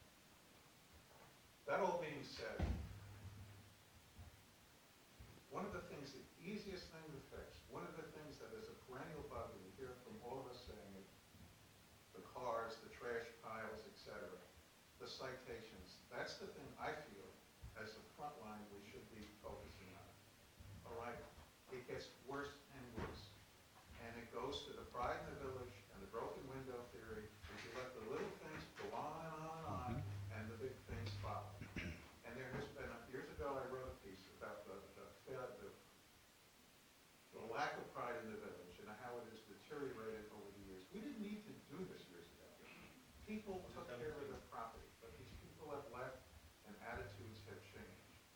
And if we were going to look at anything in the big picture, it should be looking at not a specific item, but specific properties that are a mess, and drilling down on those and bringing at least things up to the same standard. Now, I know it's going to come up, as roofs. I think it is a huge mistake to target dirty roofs. One of my neighbors has spent $2,000 having the roof cleaned every other year, every year, because they have a white roof. Now has leaks because they've broken the tiles, they've broken the fellas. It is really not a good idea to force people to keep cleaning their roofs. People may not like dirty roofs, but if you have a barrel tile roof, it is a real problem. Okay, the other thing I want to bring up is these oversized trash piles. We've got a process which is going to explain to me at least what I see, that if you have an oversized trash pile, you actually get a dispensation. First of all, you get two bids, because Waste Pro will give you a price, and then you have the opportunity to go get your own price to have it removed. Plus, you get to leave it there. Exactly. We've done that. Okay? I'm absolutely in favor, when people put out an oversized trash pile, that they get a citation. Bingo. Can I just address this, because this has changed and this was done differently, and we have a new administration, so I'd like, if I can, that if you want to address how that you used to address that and how that was done earlier because of Caesar going around earlier. Yeah, I mean, we used to go out in advance, like, for instance, I think it was Tuesdays when I was here before that the trash piles were out. So we would send someone out on Monday afternoons or Tuesday mornings, and they would identify those and speak with the homeowner so that the piles could be picked up the same day. My understanding is that that's changed now, so we're going to look at trying to smooth that out and get those piles removed. Well, my understanding is now that, they don't identify the piles until day of, and then it stays out another day or two until day Waste after. Pro comes back and picks it up on Wednesday. So, yeah, so. Just one second. Why should we invest- Gary, could you, if you don't mind, I'm so sorry. Go ahead. Hi, I have to disagree with Gary, just on this one topic.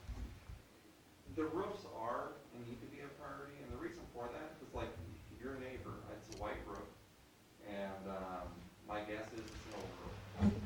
And, No, it's not. well, 7 years old. and, well, here's the thing. Pressure washing a roof once a year isn't gonna deteriorate a roof to that degree.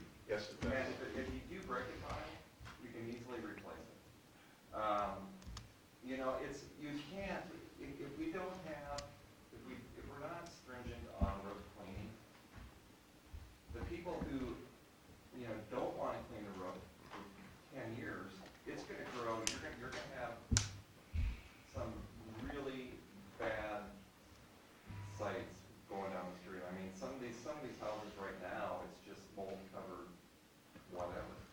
So we have a neighbor across the street that has an original roof from 1949, same year as our house. It's clean, he's kept it up every year, he replaces tile when it gets broken, and reseals, does what he needs to do, and he cleans his roof every year. Pressure washing is not the way to do it. You spray chemical on it, it cleans the roof after 2 rains, it's fine. Bob Anderson, please. And please say your name and address, not that everybody doesn't already know who you are. 19th Street, 11th Place, Bob Anderson. Going back on trash piles, we used to go ahead and the trash was put out on the wrong day or oversized. It was picked up, like it normally is. It was photographed before it was picked up, and they were billed.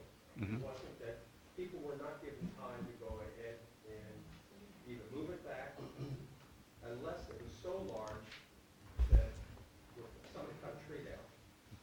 That's a different story where our, back at that time, it was our guys that were doing it. But why can't we go back to that where we send out one of the employees, take a picture of it, and then pick it up? But we don't have our own sanitation department anymore.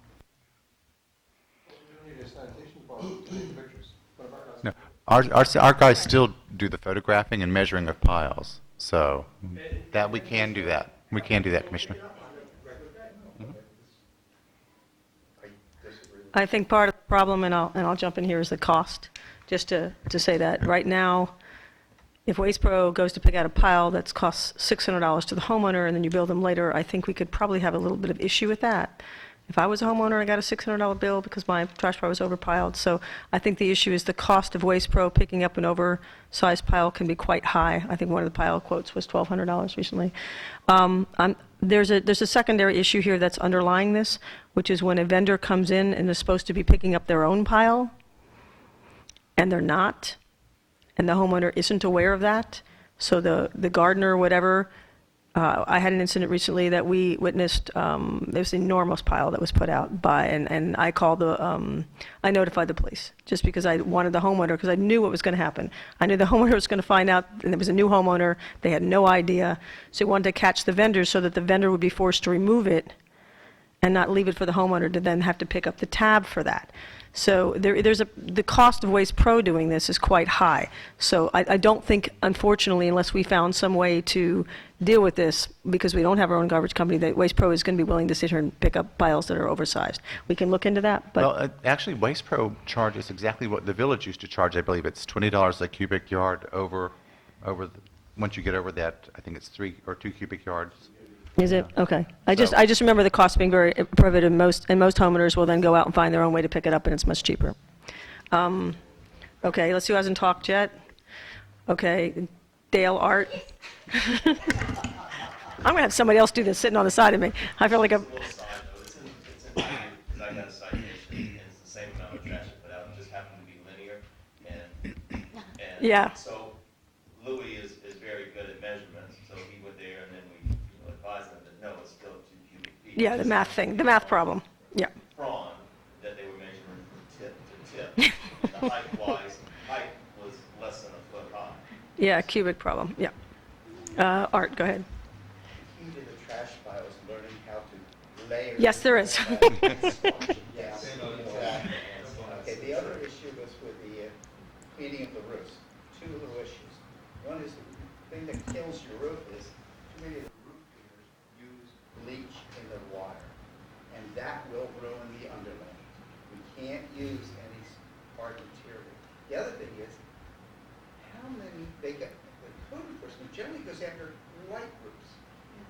Look at the... Okay, you're being objected to in the back, so the code person is here, so go right ahead, Elizabeth, jump on in. All the roofs, they're dirty roofs. There's some really dirty roofs in the community that have been there for 30 years and never been cleaned once. And you only know you know is when they break a tile and they replace a tile. You're next, go ahead. And then Dale. Okay, is it me? Yeah.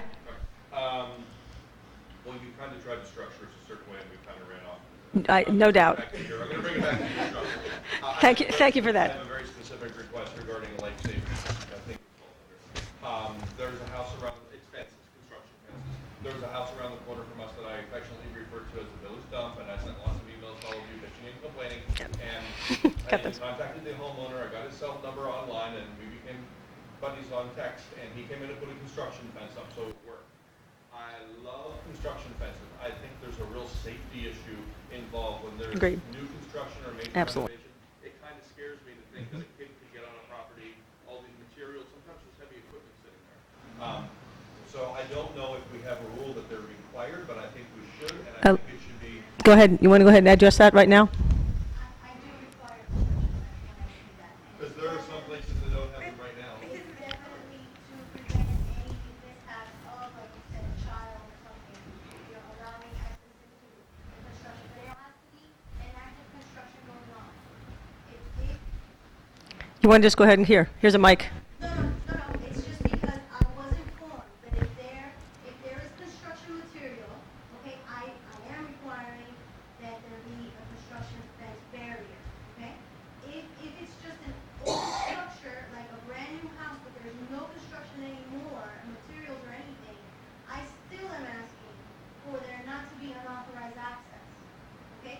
But that is a case by case, that the building official reviews with me as to whether a construction fence is required, just a fence, or the fence with a mesh. Okay. I don't see it happening uniformly. For example, on 10th Avenue, right across from Ernesto, there is a house that's being renovated. And by the way, I'm all. Give me a street, please. 10th and 10 and one, between 118th and 119th on the, on the west, between 17 and 18 on the west side of the road. And by the way, just for the record, I wholeheartedly support all the renovations, and I love it. Come on, bring the property values up, off we go. But that one's not, doesn't have, and there's a gigantic dumpster in the front yard, which I also find to be a very unsafe thing to have sitting out in the open, that kids could get it, and it's also unsightly. The other thing a construction fence does is, it says, something good is happening here, as opposed to, there's a big mess here, why isn't the city doing something about it? A construction fence says, something good is happening. So that was my one request to you guys, is be, Yeah, you brought up a point I want to ask about, and I'm not sure. Do dumpsters require to have covers on them? Because I know a lot of our, no, it does not, correct? Okay. well, I just think that every construction site or major renovation should have a fence around it and keep it off, keep everyone out of it. It had to be to the building official's discretion, if he wanted me to enforce it or not. Well, that one has a major, Because I major wasn't thing going on there. I felt that if there was construction going on, there should be, Mr. Mayor? as you said, because it identifies it Yeah. as there's work being done. And keep it safe. But definitely, I think in your case, the property that you're mentioning with the dumpster out front, once the house is closed at night, there's nothing really that can be accessed, so it wasn't being required. But if there's any unauthorized entry point, then yes, it has to be, as a safety issue, prevent. It's safety, but it's also aesthetics. I mean, that is, it's like. Right now, one of the things you're pointing out is perhaps an area in code that could be improved. I do believe, I have been adamant about construction issues and how we've been dealing with them, and I do think our code and our ordinances, we can see what we have on the books, but I do think even the previous manager put forth some code that would make that more stringent, and I'm supporting that personally. You're talking about, Frank, my other question is, you're talking about. Hold on one second, I'm sorry. Just because, can you hold for a minute? Okay. Which one are you going to fight for? Go ahead. Ladies first, sorry. Just a quick question.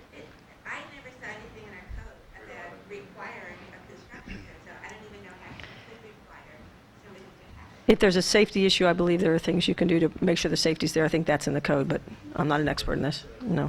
The previous manager tried to draft something, but never went anywhere. If there's going to be a fence, first of all, the fence needs to enclose the property, not just something in the front yard that people can walk around the side, and the gate needs to be locked.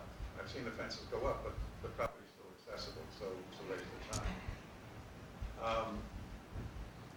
But I agree we should have them, and it also should have a screen, because inevitably, you've got dust and debris, and who wants to look at all the trash that typically they lay Yep. out there? It is a very serious problem, I think, with pools as well as houses. I see these Mickey Mouse little plastic fences going up around a pool excavation. All right? And they fall down, they put it up with rebar, and 2 days later, the thing's laying on the ground. That needs to be a hard fence. I think that's a really serious issue. Okay. That's what's called an attractive nuisance, which kids find enticed by it and go in houses or a pool. So I'm gonna get back to Even in construction equipment, kids love to climb on construction equipment. for a second. the idea of us spending money to go out and facilitate somebody's removal of the trash pile, to me, is absurd.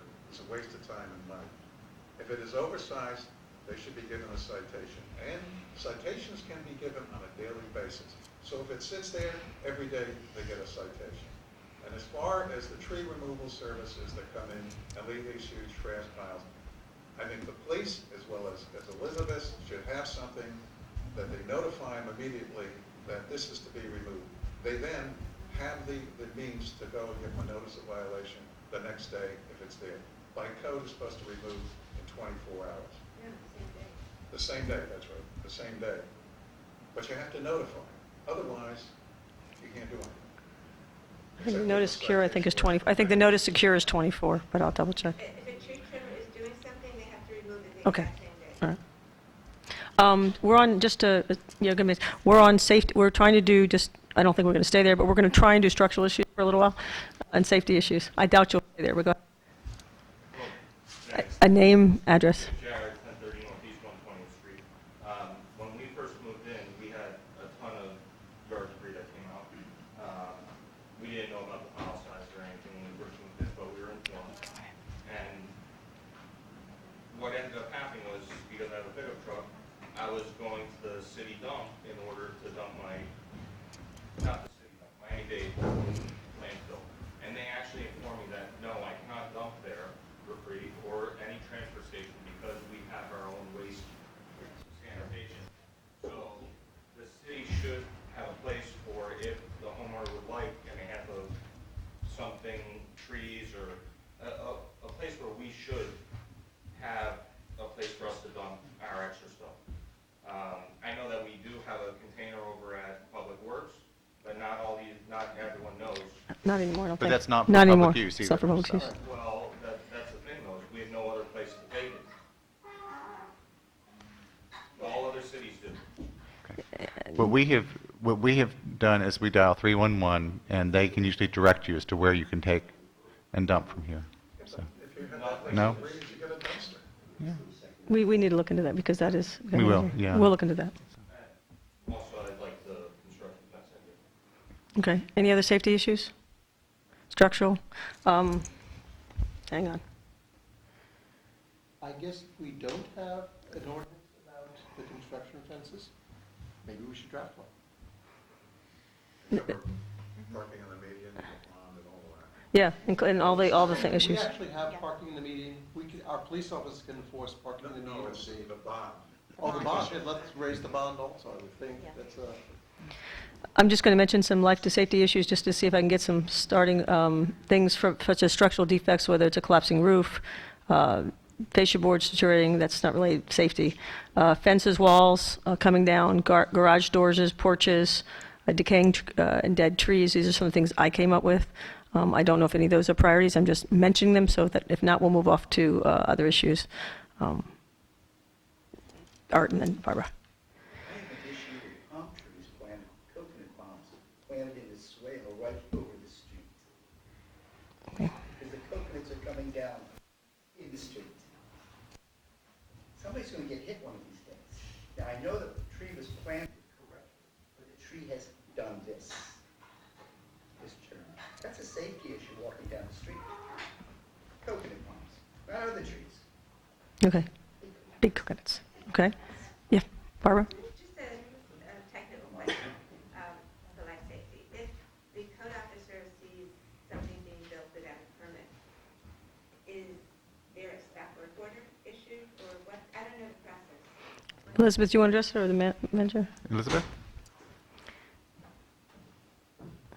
And by the way, you all don't have to, it's not formal. Anytime you want to get up, get coffee, water, sweets, please help yourselves. When I do come upon a property that I see construction, I get out and I verify the permits. My main thing is what permits are listed and what do I see going on. I'm not an inspector, so I cannot verify, but I can verify the scope of work. If I see something that says kitchen and bathroom remodeling, but I see something beyond that, I see electrical wires exposed, I see maybe, a new AC unit. Okay, what I do is I get on the phone and I call Salvatore, Anisi, that's our building official. I ask him to meet me. If he's available at the moment, he will meet me on the spot. and then we can thoroughly go through, as we did with the property that was brought to code, and we can decipher right then and there exactly what the violations are. If not, my instructions are, I take pictures of everything I see. Everything I see is then brought back to the village and provided to the permit clerk and prepared for Sal. When Sal comes in, he goes through everything, and we issue stop work permits. Once I have that, then I go over there, because it's a two-part.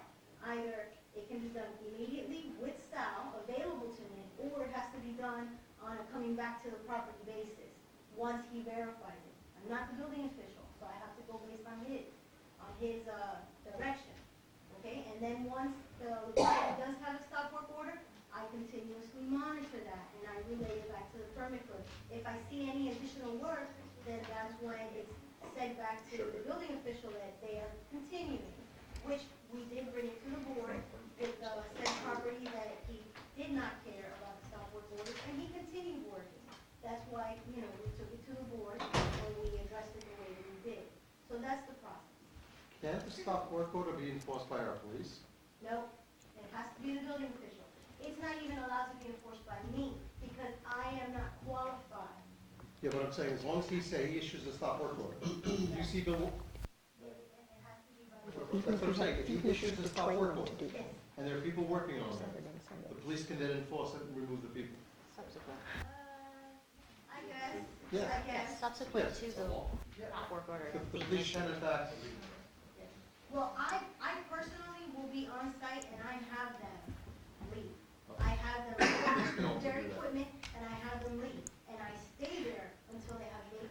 And the police, by the way, have done that as well. If they find, because I've had situations where there's been illegal construction or building after hours and things like that, and they will ask them to leave and stop. Whether they come back or not, they get called out again and so forth. But so there is some action, and I think we can look into. Go ahead. Yeah, we certainly can. Certainly, if you guys see something going on after hours, because we don't have a code officer here 24/7, so a lot of what we rely upon are residents to let us know about this. I spoke with one resident recently who the house behind him was doing work after hours and on weekends and stuff, sort of dodging the code officer. And the response, or the solution there is call the police. The police will go over there immediately. And so that we do have 24/7. Does that help?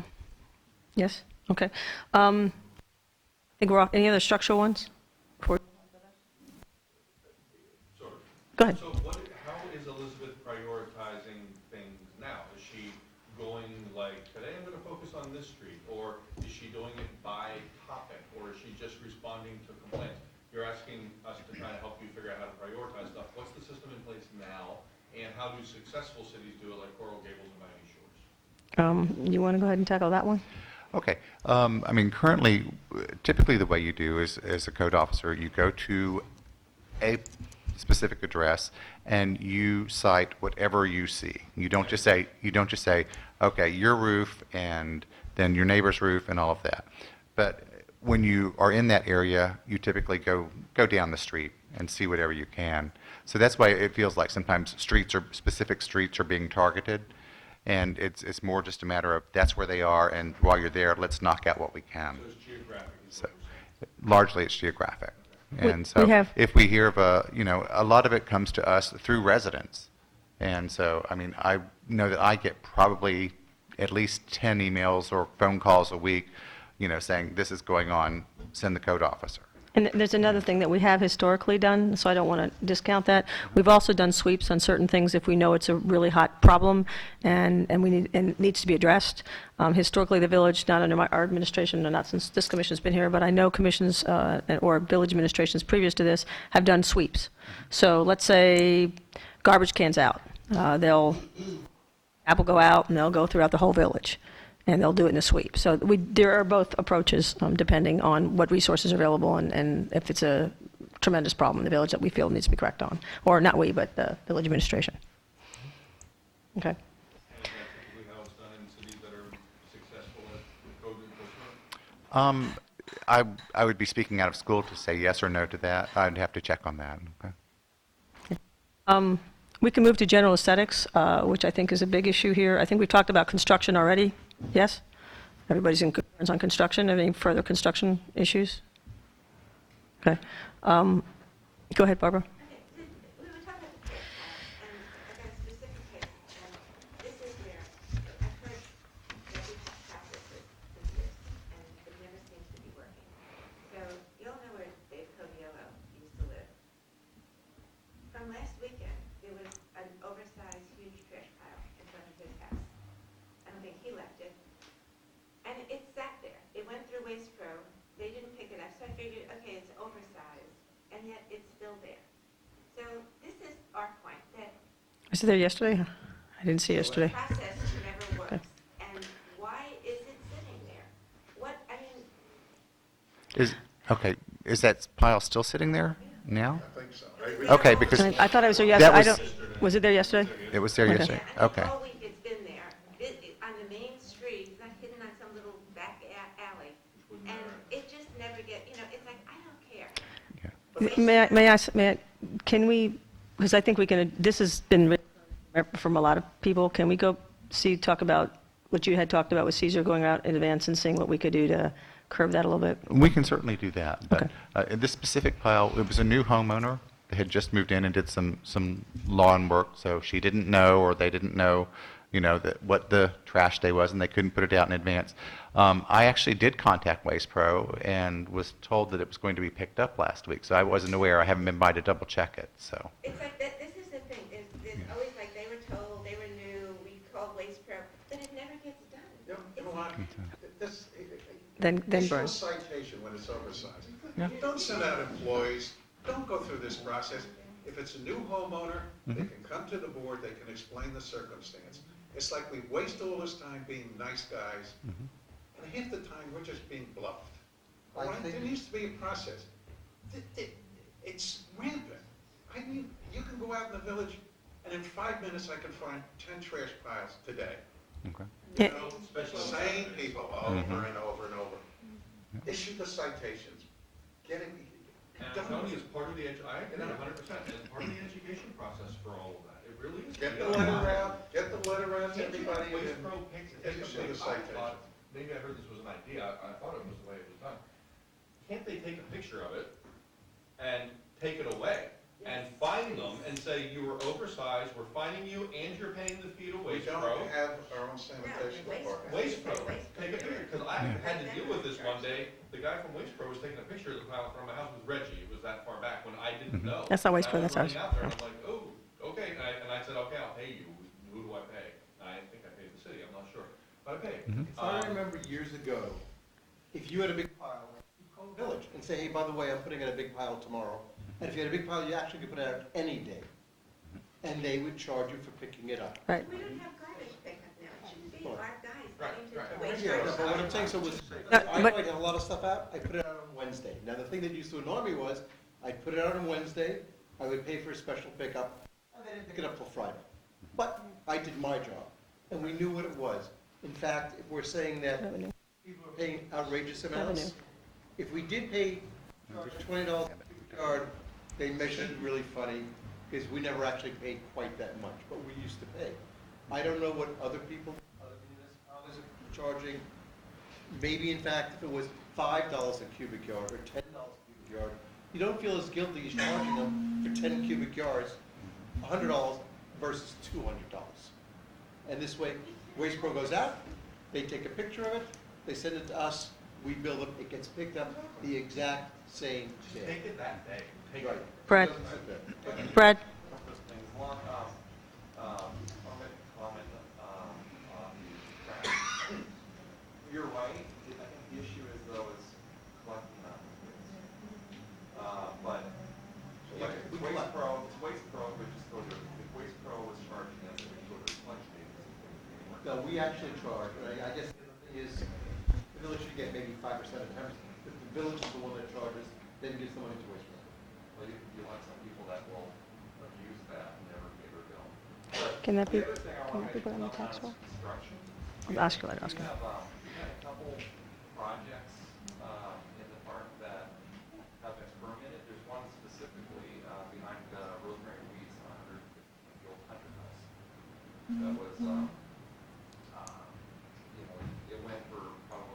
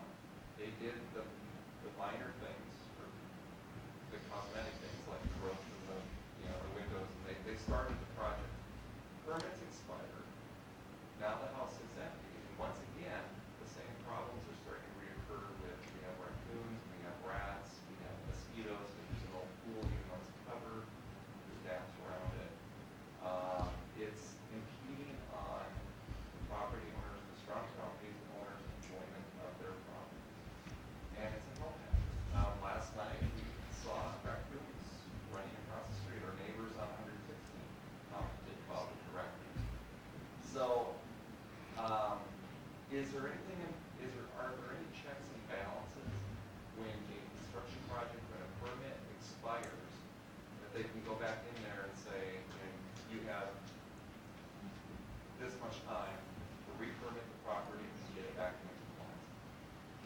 There's also the duration issue of how long it takes to get work done. I know there's been, yeah, there's another issue with timing, and I don't know if everybody else thinks that's a problem, but we have projects that go on for 2.5, 3 years, and they drag it on. And the people living next door have to live with that, and that can be pretty tough.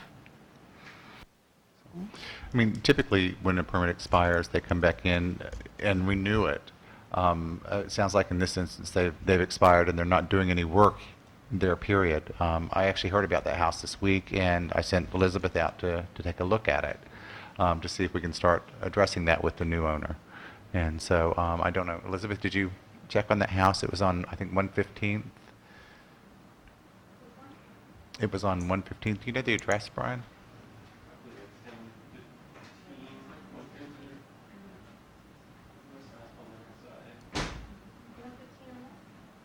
10th, I think.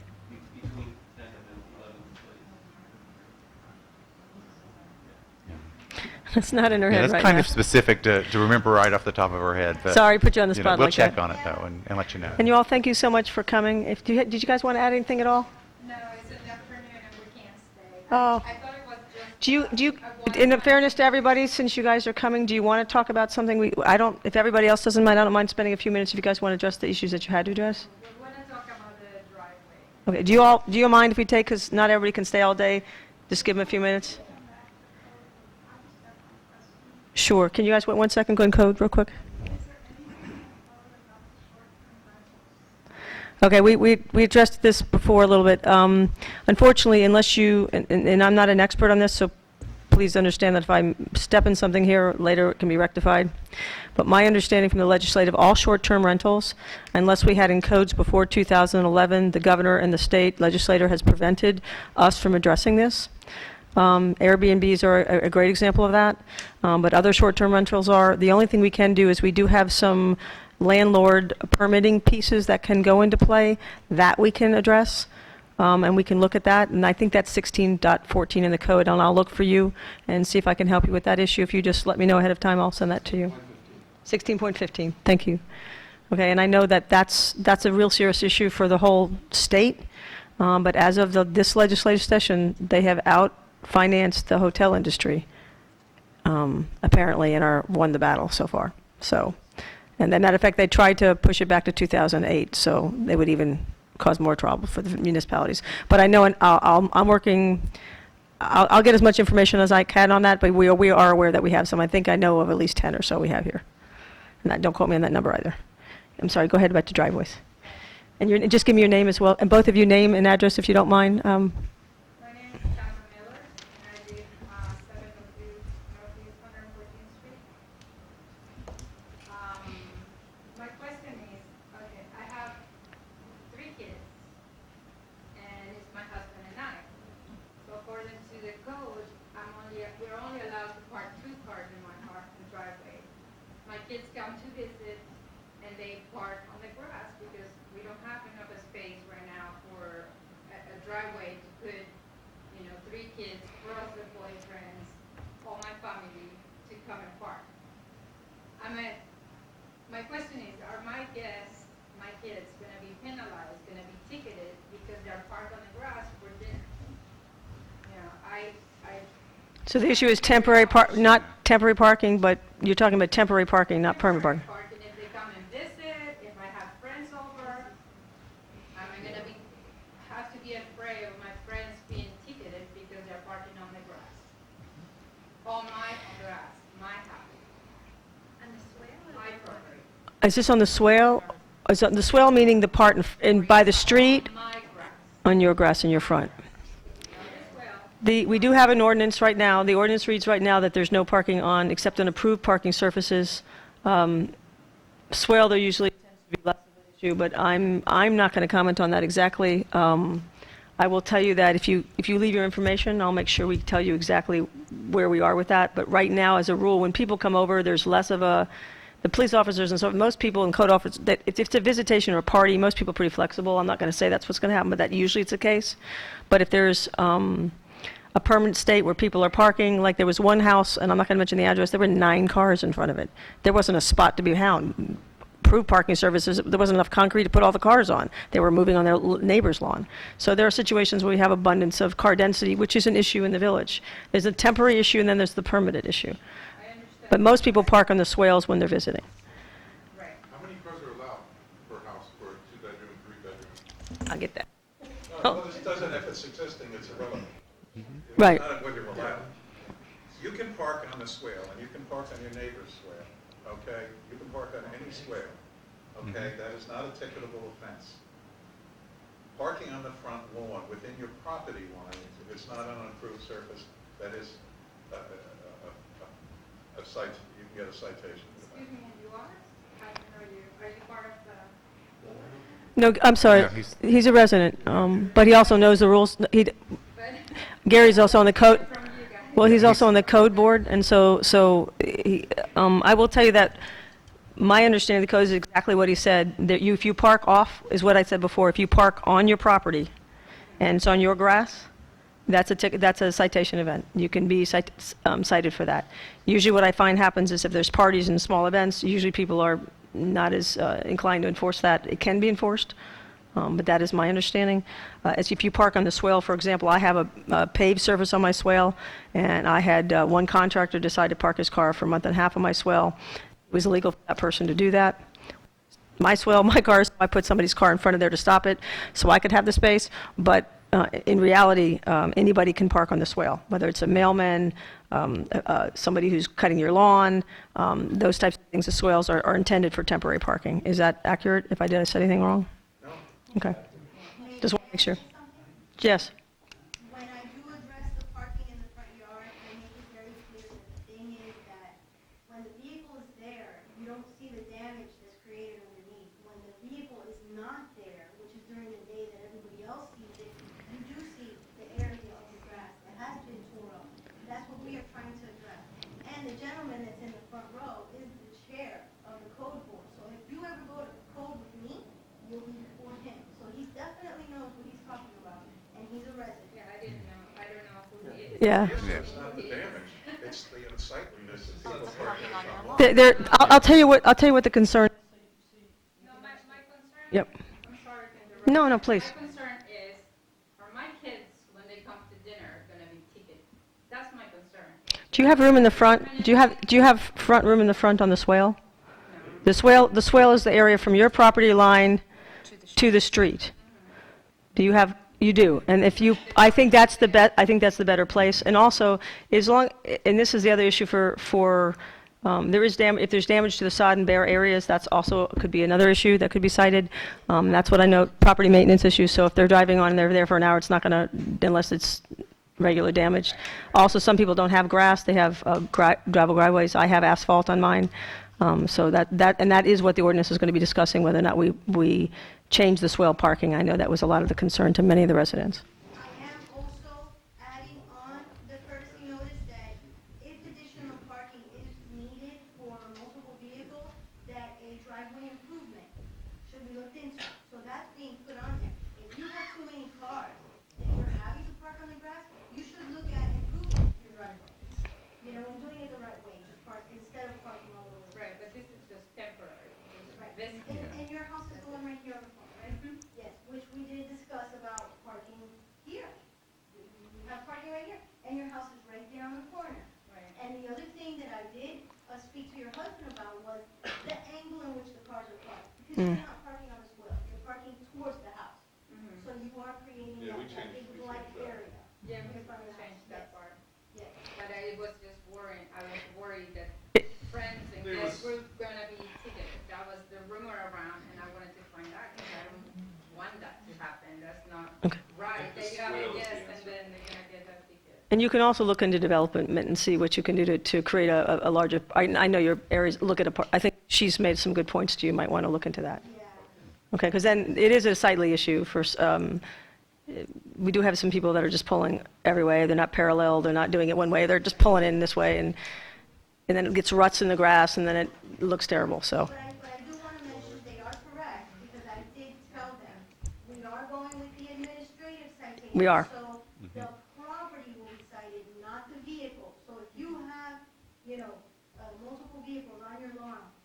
there is not an event going on at your house, in which case we do permit an event permit, which allows said many cars to be on your lawn without an issue, okay? If I do see the vehicles there, as I mentioned, yes, there is an administrative citation, there will be issued for the vehicles parked on the property, not the vehicles. But permanent, What? permanent vehicles or No, visiting? no.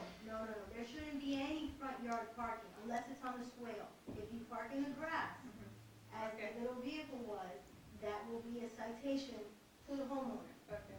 okay? And also the pickup truck, because I addressed the pickup truck, came in as well, yeah. Okay. In your case, you might want to look into how to extend some of your approved surfaces. And do we have like a specific guide of what is it that you want us to, if we decide to have a driveway? There's a curtain driveway ordinance, and if you want to, I'll be happy to meet with you another time and show you that, or the village manager can make sure. Absolutely. Before we make any choice. Absolutely, no problem. Okay, And thank you. and it's 5.2, 5.3 and 5.6, is that correct, in the code? 1 second, I don't know the numbers right off the top of my head. Yeah. Yeah, I believe so. If you want to, when I get left over in this printout, I'll pass it by your house and I'll leave it there for you, okay? Okay, no problem. Thanks. Thank you. Thank you for your patience. Yes. By Art, thank you. Yeah.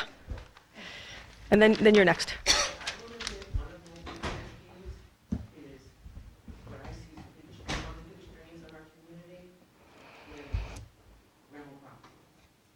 You figure the vast majority of those are not homesteaded.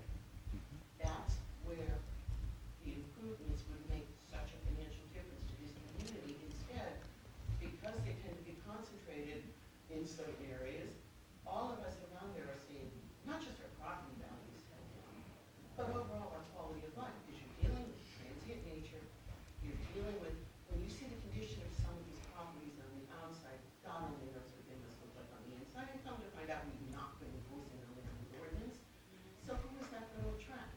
So it's a never-ending battle of aesthetic issues, life issues. I would love to see us concentrate on an area that could bring in such an improvement in revenue all the way around if we started treating them like any other business. We are doing that. We are doing that. I was actually requested to target the duplex area. Or let me be clear on that, not necessarily duplex area, but the area where that has had much, it's been more run down on the eastern side, and that's, some of them are rental properties, not all of them. I just want to be clear on that. But that area has definitely had some of the greatest impact on the park. Right, so I know Elizabeth has been out there diligently trying to address those concerns. I also wanted to mention, we looked up the address that was mentioned before, and yes, that particular address had two parts. This is the permit one. The one about the raccoon, Okay. yes, and the pool in the backyard, okay. That one had, the issue that we had was that there was two contractors, it was a partnership, and one of them pulled out. And that's why everything just kind of stopped. I did visit the property with the remaining contractor, which is in the process of renewing all of those expired permits and completing the job. Okay. Hopefully, very soon, you will see that issue gone. Okay. Oh, I'm sorry. I'm going to apologize because there was somebody else behind you. Go ahead. This is 625 Northeast 114th Street. One of the things said very early in the meeting was that we had to clean up our own act. And as I sit here today, I can see cars parked on the median for this very small meeting. We had a fairly large meeting not too long ago. There were 30 cars parked in the median out there. We actually own this property over here next to Mr. The first house. Hunter. Mhm. Mr. Hunter's house. We should consider adding parking over there so that we don't have people parking on the medians. We're not even enforcing our own rules here. Oh, we're having meetings. Everybody can park on the median. How does that work? Well, you want to go ahead? I mean, we can certainly look at that property. part of the reason that grassy space is there is for drainage and so forth, for the village hall space. So we may or may not be able to pave that. That would have to be, we had to keep a certain amount of green space on that one. I'll need to double check. With gravel out there, you can have proper drainage. Yeah, that's another thing. But, I mean, Yeah, I think, just to be clear for the history of the village and so forth, temporary parking for meetings has always happened because of the sheer nature of the design of this village and how, I mean, unless we paved and made more parking on the meeting, which nobody wants, the alternatives is people would have to walk to the meeting. Some people can, some people can't. So I'm going to, my own particular opinion, which may not be shared, is that for meetings and things like this, it's just something that we've had to live with for years, and I don't think that will change. However, it's considered an event. We don't take out a bound on our own property for an event. We actually take that liability on ourselves, so if there's damage, we have to fix it anyway as the village hall. But for meetings, however, I mean, even rec center, during events in rec center, normally we don't allow parking on certain sides. Sometimes we overlook that for the sake of the event because we need the spaces. So I do understand your concern on that, but I don't disagree with about property maintenance, such as the public works area. I've already discussed this with the village manager on several occasions. That needs to be cleaned up. That's just unexcusable. And I do think there's other issues. We are working on the fascia. we're getting estimates to repair it, and there's some venting issues and stuff. So I agree with the maintenance issues that we're talking about our own facilities and Mr. Anderson. You know, it would help to bring up some of the parking here, some of the city's vehicles that are not being used that particular day, park someplace else. Because right now, we've got a lot of city vehicles out there.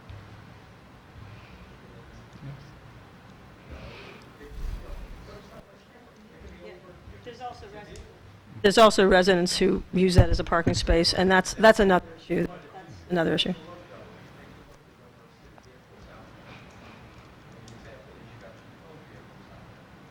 Right.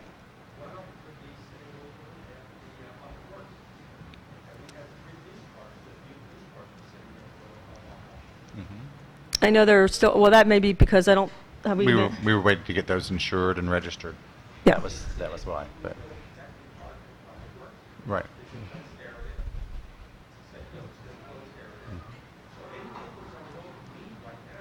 Mm-hmm.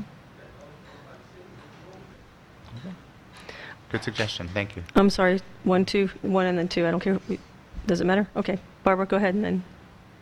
Okay, for me, the big thing is the rentals, and I'm disappointed in the commission and the administration, for years. The last commission passed an ordinance that they were going to do inspections, and that every rental property was going to be inspected. And I realized this isn't something that could be done by our one code officer. They talked about outsourcing it, charging whatever the fee is for the inspection, it should be added on to the rental, the permit. This should be done once a year, and we were told that for the past 3 years, and to this day, it still hasn't been done. Agreed. It's probably going on almost 4 years.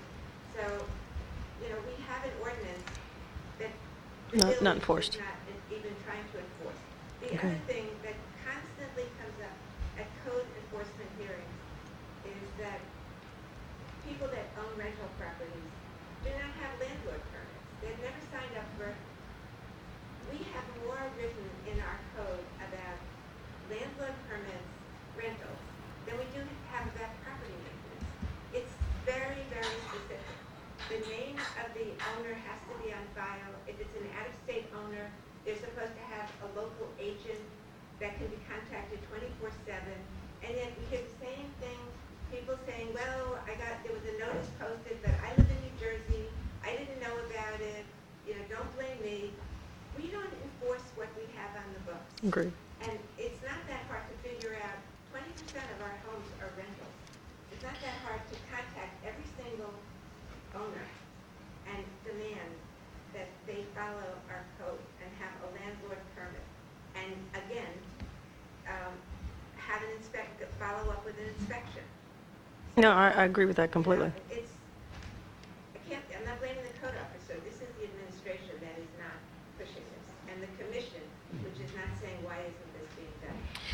Those letters were actually done to start getting everyone or renewed with their landlord permits. It was right as the former manager left, apparently, and so those will be going out shortly. It's not necessarily the ones that we know about, it's the ones that Elizabeth is maybe citing, and then we're finding out they're tenants, Mhm. yet they don't have a permit. Those are the ones that they care, Barbara's really, Right. is the main problem. And it's, well, everyone that's a rental unit, but the ones that haven't even applied for the landlord Landlord permit. permit. And then on top of being cited for a violation, in addition, they should be cited for not having a Right. permit Mhm. and notified. Failed land from 2025. Thank you, Dale.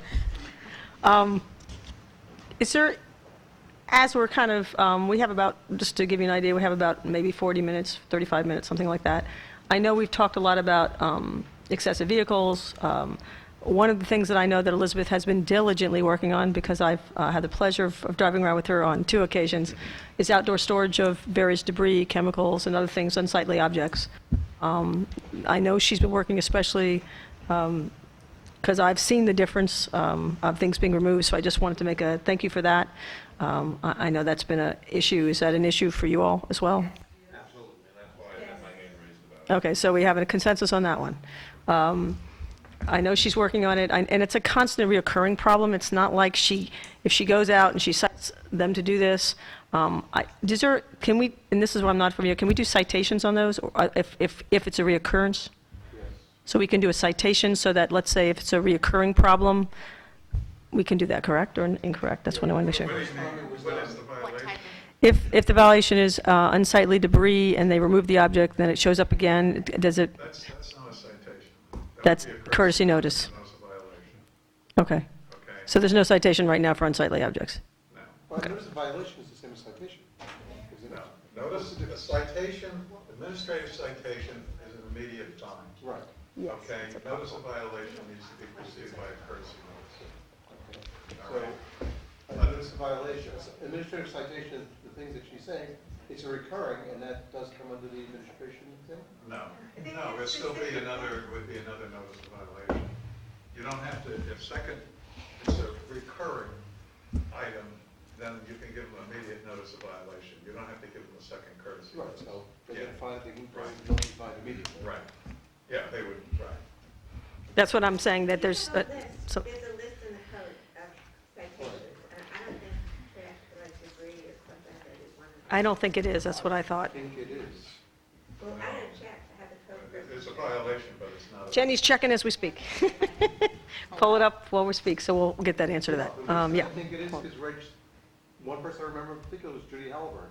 She got an administrative citation for having a palm frond out in front of her house. That's trash. That's trash, that's not, that's, what I'm talking about is things like whether it's outdoor chemical storage, Clutter, right, clutter. on your porch Like or whatever. the dryer that's been sitting in somebody's carport for 3 months on 112th, On 112th and what? 112th and 7th. Okay. Okay. Or the It's VW behind that's us, right it's here, behind half this block away, sitting illegal on chain blocks. link fence, so I don't know. Hold on, okay, let's do one at a time. I'm going to make sure we get them all, okay? So, the VW is where? It's right here, over half a block from us right now, on the right-hand side, right here. On blocks. Yeah, so how do you guys, that's my question, is, I have a very specific thing and then a kind of a general thing. Cars that are stored outside, I personally find that as unsightly as storm shutters that are closed all the time, and you have problems with both of them all over the place. A car that is covered with a black tarp, but I know it's all tied up and stuff, it looks horrible to me. It just looks like we don't care, and this is a storage lot for the car we don't use. So is that against, that's a specific question. I think that's something you guys might want to look at. I think that's a horribly unsightly thing, There's- like storm shutters. that are- But there's a difference between, go ahead, Harvey. I believe it has to have a license. Mm-hmm. It has to be Be insured. registered. And the It can have a cover. Registered. It has to be Can have a cover. Here, locally. Yeah. One of our photo officers had said, well, as long as there's a cover over it, it's all right. I had never seen it that way when I was on code enforcement. So my thought is, it's being stored. Exactly. It should be in the That's, front and I'm yard. not, I just think, I personally think it looks terrible. You talk about aesthetics now, that's why I bring I'm it sorry, up. Judith and Gary, I'm going to have to ask you to stop because I can't hear. Go ahead. And that's why I brought it up now, is because I categorize that under aesthetics. A car stored on property just looks so unsightly to And me. that's the problem with the cars that you say are in somebody's yard because somebody's working across the street. It's not a driveway issue. It's that it's not there legally, it's, if Well, it the doesn't case of that run, property is both. but if it doesn't run, Yeah. it's in, I believe that it's I don't- I had run. to report another It has to be neighbor able doing to the run. same If it doesn't run- There's two issues. Yeah, there's two issues. You have you have car density issues, which are one, not approving parking on approved surfaces. And we're going to do a lot of this afternoon on the driveway issue, not parking on approved surfaces. There's the issue of what I call junk car alley. We're just using it as a business to repair things. That's a multitude of problems. There's several violations there. I know you've addressed some of the properties on this and gotten a couple of them cleaned up. And then there's the issue of lot size and car density, which is a separate issue. If I have a tiny lot size, I had one house that was a 2-1, tiny little house. Child grew up in the house, got big enough to have a car. They don't have the room. So that's that administrative variance piece in the driveway ordinance. So there's a multitude of issues that have to do with cars. Also, the last one I'll mention is the parallel versus I pull it willy-nilly any which way I want to. Not this way, but anywhere, back to you have your whole entire driveway, but you choose to park by your bedroom window. So there's those issues. Go ahead. I'm sorry, Jenny, that's yours. No, I was just, I'm sorry, Brad, I just want to make sure I was responding. What we're talking about, it's on the books considered a violation. I'm looking at it, and it's under property maintenance, so any abandoned cars, trailers, other unused or unsightly personal property that's on your property would fall under our property maintenance But I think some of section what I'm of the talking code. about, I think some of them probably are licensed and insured and everything. But I've lived here over a year now, and that vehicle's never moved. And since there was a black tarp on it, it looks like a car storage lot. So I just think, under aesthetics, that's why I waited until now, I think it looks horrible. It looks as bad as hurricane shutters that are closed, we have a ton of them around. And just the general clutter in yards, like the one that I find personally offensive for some reason, is plants sitting in the black plastic Home Depot pots, and somehow they think that's decorating their front yard. And there's 30 plants sitting in black pots just sort of scattered about. It's like, okay, that is just general clutter that needs to go. It looks horrible, you know? Go ahead. Oh, I'm sorry. Speaking of, neighbors, but for example, there is a house on 10 Avenue, under 19, that has a carport full of stuff. Yeah, the carport and the porch full of stuff is another, yeah. Is that, did we agree on that one, too? Okay. So the cluttered porch stuff, whatever that stuff is, it can vary from everything from, it's got some, yeah. Basically, anything you should see from the street, it should be pristine. If your backyard is a junkyard, I don't care. If your inside, you're a hoarder inside, I don't care. But what I want to see from the street, the curb appeal, just, if you only paint the front wall of your house and I can't see the side, I don't really care. But what I see, I want it to look nice. Yeah. I'm sorry, Brian's been waiting, and then Dale. Brad, I keep doing that, sorry, Brian. I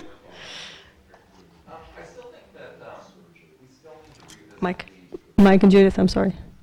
Mike and Judith, thanks, sorry. Go ahead. We need to relook at the boat ordinance again, because, we passed the ordinance, and then people were grandfathered in to have boats on their driveways. And then you have people with boats on their driveways that have not enough room to store their cars. So they store their cars on their front lawn on swales that aren't developed. Now, permanent swale parking, when you back out your driveway, you can't see. So it's like a catch-22. I mean, the city's authorized them to park their boat, to store a boat that never gets used, which is not any of our business. But if they don't have adequate parking for the vehicles, for their property, and they choose to store a boat on the only surface that's approved to, park their car, so they turn around and park in a blind spot, or creating a blind spot for the rest of the I'm going to address that, because there's a sightline issue that, for example, and I have the same problem, I have a very large truck, so I have a Ford F-150. I try and pull that because my bougainvillea has grown out, and I like it, so I don't move it back, but I find that I can't park in that space, because if I do, I don't have the 3-foot setback that's required. So I'm very careful not to park there unless it's for a few seconds, because I don't want the code enforcement officer to come get me. But on top of that, I just want to make sure it's safe for people to be able to see around me. And I know in your particular case, you have that issue where it's right next door. You can, correct me if I'm wrong, but you can enforce sightline issues? Yes. So that can be addressed through a different mechanism, but I do understand your point. I think minimally it can be addressed with the sightline issue. This may not be the perfect solution, but it can be addressed.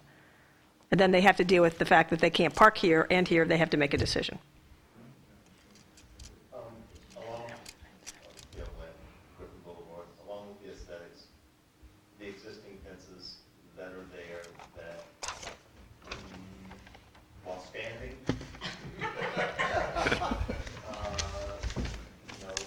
That's a debatable term, yeah. Or off-color paints, a portion of the fence, things like that we could. Walls, too? Walls on the house. No, those, the retaining walls, some of the more decorative walls as well, some of them are. Painting, no, I don't know, I'm just talking about the wooden fences. So the wooden fences, is there a consensus on wooden fences being, They should be upright. Really ratty, and they're not supposed to be painted. And Okay. some of these old ratty fences get painted, and it's against the code. okay. Anything else on the aesthetics? Barbara? Aesthetics. Well, again, back to life safety, which, one of the biggest things is the sightline that isn't being enforced. We have that on so many corners and driveways. The resident, next door neighbors say, my neighbor's hedge is too high. I can't see enough when I'm backing out. And it's a really serious issue that should be addressed on all of our intersections. We're having more, there's just another accident on, I think it was an accident on 119. We may be able to work, You gotta pull out. right, we may be able to work with the police to find out what the key accident ones are, just to start for our resources. Maybe we can start there and see where some of the key But problems are. No, but I'm with you 100% on this, Barbara, because I see it just in my car driving through the village. There's times where I have to almost pull out into the street to Yep. see around these corners, and that's got to change. So that we will be working on. For 10 minutes. We live on a corner street, and years ago, the police chief was at my door. Your corner is dangerous, and we Yeah. have to keep our hedge carved out so that people can see. And No, I agree. somebody had told me, before I didn't even realize it. So, Harvey, is that 121st, that where it's? The really bad, the 11th place I know is horrible, like on the speeding, going around the curb. I know that's a really horrible spot. 121st and Fifth. Yeah, where I am, the problem is cars parked on the swale, which I can understand that people parking there, but you cannot see any oncoming cars coming westbound on they 119. shouldn't let it be parked there. They're parking in front of the house in this swale. But there's a sight line, but there's a sight line, I know what yeah. you're saying, and it's, The police should enforce that, really. they've spoken to them. My thought would be a lot easier putting a stop sign on 119 on both sides of the street, on both sides of the west, so people can see there's a stop sign, and that'll take care of it. Yes, I almost got That's it if they there. stop. What? So what if they stop, I'm telling you, there's ways of enforcement. a big issue. Enforcement means the policeman's gotta be there Yeah. all the time. And I think he heard you. is there an easier way of doing it? Martha, if we can do it in an easier way, let's do it the easier way and get compliance that way, so. Dale? I almost got you there too, as well as on 125th with the cut through from North Miami, Yeah. cutting through the median, because since some construction was going on at one of the residents' homes, and they were cutting through the trucks. But from there, it's, I believe, a total of 5 just from Harvey's house on down to 6th Avenue cut throughs. And There's, let me see what else I can bring up here. I think Florida Power and Light does have a map of our city showing the property lines at each intersection. So in fact, if somebody went out and drew on the ground, this is where your property actually ends on the corners and you need to trim back, this would probably work. Yeah, 118th is a great It's- example. Yeah, but it's not just property lines. There's actually a line of sight Oh, triangle. I know, And there is a lot of size, I'm saying. Part of it actually is property. Once the department line might take care of it, it might not, but at least they know that there's an issue, Yeah. because they could go out there and say, see that line? That's the problem. Yours is the vehicle parked on 119th and 5th. The vehicles that park on 119th Yes. Are too close to the corner. Yeah. And the big van. There's a traffic ordinance that you can't park that close to the intersection because of the sight line. So that's We- where the police. Can you look that up? We had a problem with that, with somebody who. We're getting around it. Unnamed 11th place. And we, in those years, we'd asked our old police chief, but I said, no, I can't give out a ticket.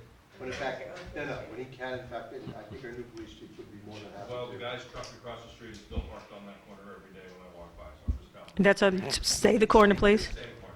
We can think about that. Just sort of make that corner an exercise in all code violations Yeah. possible happen on that corner. Okay, with that note, I just want, there's consensus here on a couple of things.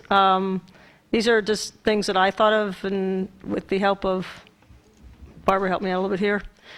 Excessive vehicles, I think we talked about. Parking on unimproved surfaces, lawn, dirt patches, both on the swale and the property. Everybody's talked about those already.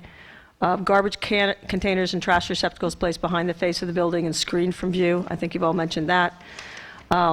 Which consists of both proper storage of the location of the can as well as the time and dates placed out for pickup. You all have all mentioned that.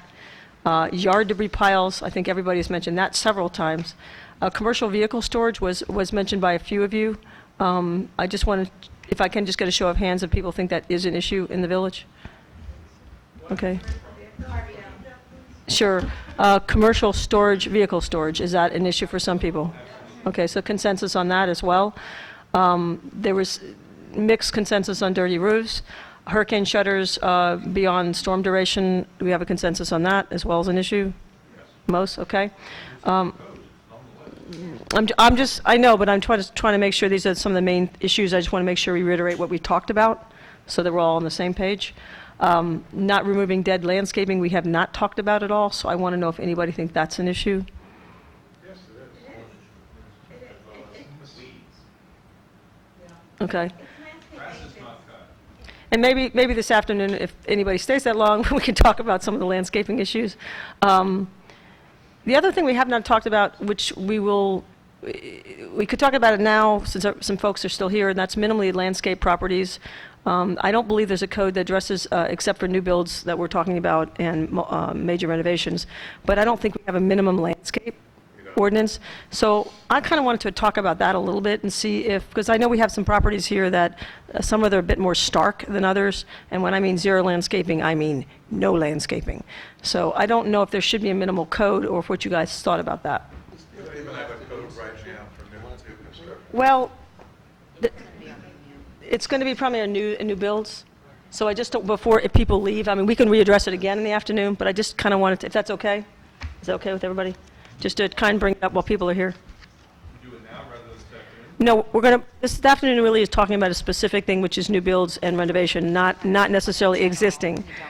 So since we don't have that, I just kind of wanted to make sure, because not everybody would be there this afternoon, so I just want to make sure a minimal standard for landscaping so that you can't just have a barren house.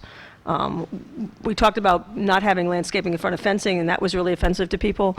The question then becomes, can you have no fence and no landscaping as well? So there's not a fence issue, but zero landscaping in the front, and is that an issue? If you're going to have it for new construction and major renovations, why would it then not apply just to get everyone up to the same level? It's a lot harder to do. It's harder, I know. It's much harder to do. I didn't know if, and I personally find it, and I'm not an expert on writing code. I'm going to notice I'm leaning this direction. So I'm going to put that one to you a bit. Well, I mean, Mike. Sorry, I apologize. It came up, I think, at the last commission meeting when we were discussing the landscape ordinance. It seemed to be very volatile in the audience about now requiring existing properties to have landscaping, and I think that's what the mayor is bringing up to try to get a consensus of what everyone feels like, because currently we don't have anything in our code for our minimum landscaping requirements for existing properties. And I think it needs to be addressed, because once we do address it with new construction and major renovations, we'll have all these new properties that are going up that will look nice, but then you have existing properties that will still be kind of held back. But the last time we brought it up, it seemed like there was a lot of reaction in the audience about having people in their existing homes now have to come up to some sort of standard. There was I think, for me, the issue is none versus, most of us have something, if not a way too much, some of us would say, or a lot. But there are very few, there isn't a lot, but there are some properties that are particularly without anything. And I think for me, that was raised by a couple of residents, and I kind of wanted just to make sure we talked about it. Dale, then the Cools. And I'll let Gary go first before Barbara, to be fair, and I'm not sexist. Go ahead. Having existing properties have proper landscaping. But even if that wasn't even if that didn't occur, a properly seeded or grassed property with the appropriate driveway makes all the difference. And when grass starts to grow up the side of the house, that's not a proper grass area. I mean, it's unsightly at that point, because you can have just a house, some modern homes just have a contemporary, really have sparse landscaping, okay, but the grass is maintained properly out of the yard, and they have a driveway that sort of delineates the areas, so it's nice and everything sort of crisp. So for you, it's a neatness and a tidy issue, not necessarily having anything other than grass. Call it any properties, but the one right there in Griffin, right at 115, has been there for 3 or 4 years. Can't talk about the interior of the house, but if we must, I mean, with curtains, with bed sheets over the windows. But it looks an eyesore. So tinfoil and things like that over the windows is not encouraged? Yeah. The fence, whether it's their fence or the neighbor's fence, has the incorrect side exposed to them. And it's just an eyesore for a house that it could be a lovely house and a lovely piece of property. And that was a major renovation, wasn't it? That was a Brand new house. That was a new build. It feels like a renovation because it went on for about 5 years or 6 It's ready for renovation. But didn't they come under Dade County code as far as landscape? Yes. Yes. For And it renovate didn't, major and then nobody enforced it. Nobody enforced it? Yes. So it's an enforcement issue. Okay. What's the Dade County code? What is it about? There's a Dade County code about the minimum number of trees that you have to have in your front yard. But that's not being enforced anymore. No, it's only for new New construction. construction and major renovation. But this wasn't about new construction. No, it's actually just for new construction. It's just for new construction, right? It's not for, Trying to make it for residents. we're trying to make it for both that and rebuilds. That's scary. I know that house, and there was one on 8th Avenue, still doesn't have a lawn. It's, I think, been 10 years now. Okay. Yeah, there's one on Griffin here that's I think more than sparse. part of the occupancy permit should be the restoration of the yard, is that they don't get an occupancy permit. Because other than that, right now, we don't have any control, and the excuse will be we did construction. I like that. That's a solution. Go ahead. You and I were looking at the code the other day, and I pointed out that we say that you can't have weeds and the grass can't be too high, but I said to Gary too, it doesn't preclude you from having dirt with no weeds. Yeah, there's no bare, That says you have to have some kind of ground cover, whether it's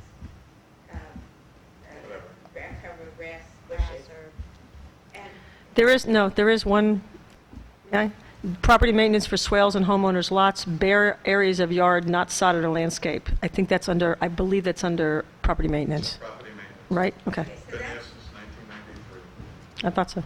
Thank you for that history. but that's one of the big things.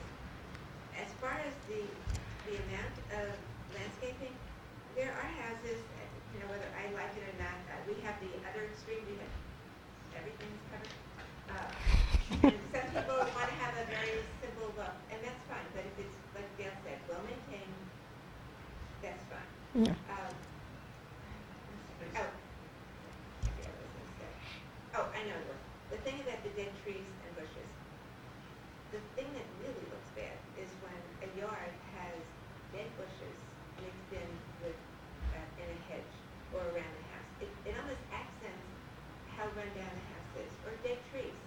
you're not supposed to have a dead tree in your yard. It is a Or the hazard. swale. Or the swale. And that's where. Thank you for coming, Dale. A violation to remove that. Unfortunately, we don't have anything that's gonna have them replace it. Maybe they'll get the hint, but that's a very shabby look when we have dead bushes in yards. Yeah, go ahead. I guess this is landscaping. There seem to be, to me, it seems like a lot, maybe because I just find it such an eyesore, and I see more of them happening, where people are basically, their idea of landscaping is putting white gravel in their entire front yard. So there are a couple of them that just look horrible. There's one in particular, the pink Buddha. Thank you, ladies, for coming so much. It's like, it's 1,000 square feet of white gravel. There are a couple of them that I think there should be some limitation on how, I don't know if it would be a square footage or this far from the house, I don't know. But they have put white gravel from property line to property line. It's just a white gravel yard. It looks terrible. And then, of course, it's happening on swales all over the place. If you guys don't do something about the driveways, and I know this is coming up later in the day, and I hope I can come back to that, this town's going to be lined with white gravel swales, and they look horrible when they're and they look worse when they start deteriorating. There's an interesting point I'm going to make, because I have, on 117th, there's 2 different driveways, and I've seen them all in the village. There's a difference between filler and large rocks, and then the little tiny stuff which they've used in the Keys for years. For me, this is my aesthetic. Little tiny stuff, I have less of a problem with for P-rock. But when you start looking at these giant, the same stuff you use for fill, and you create that as a yard, well, right now, in our code, we permit that.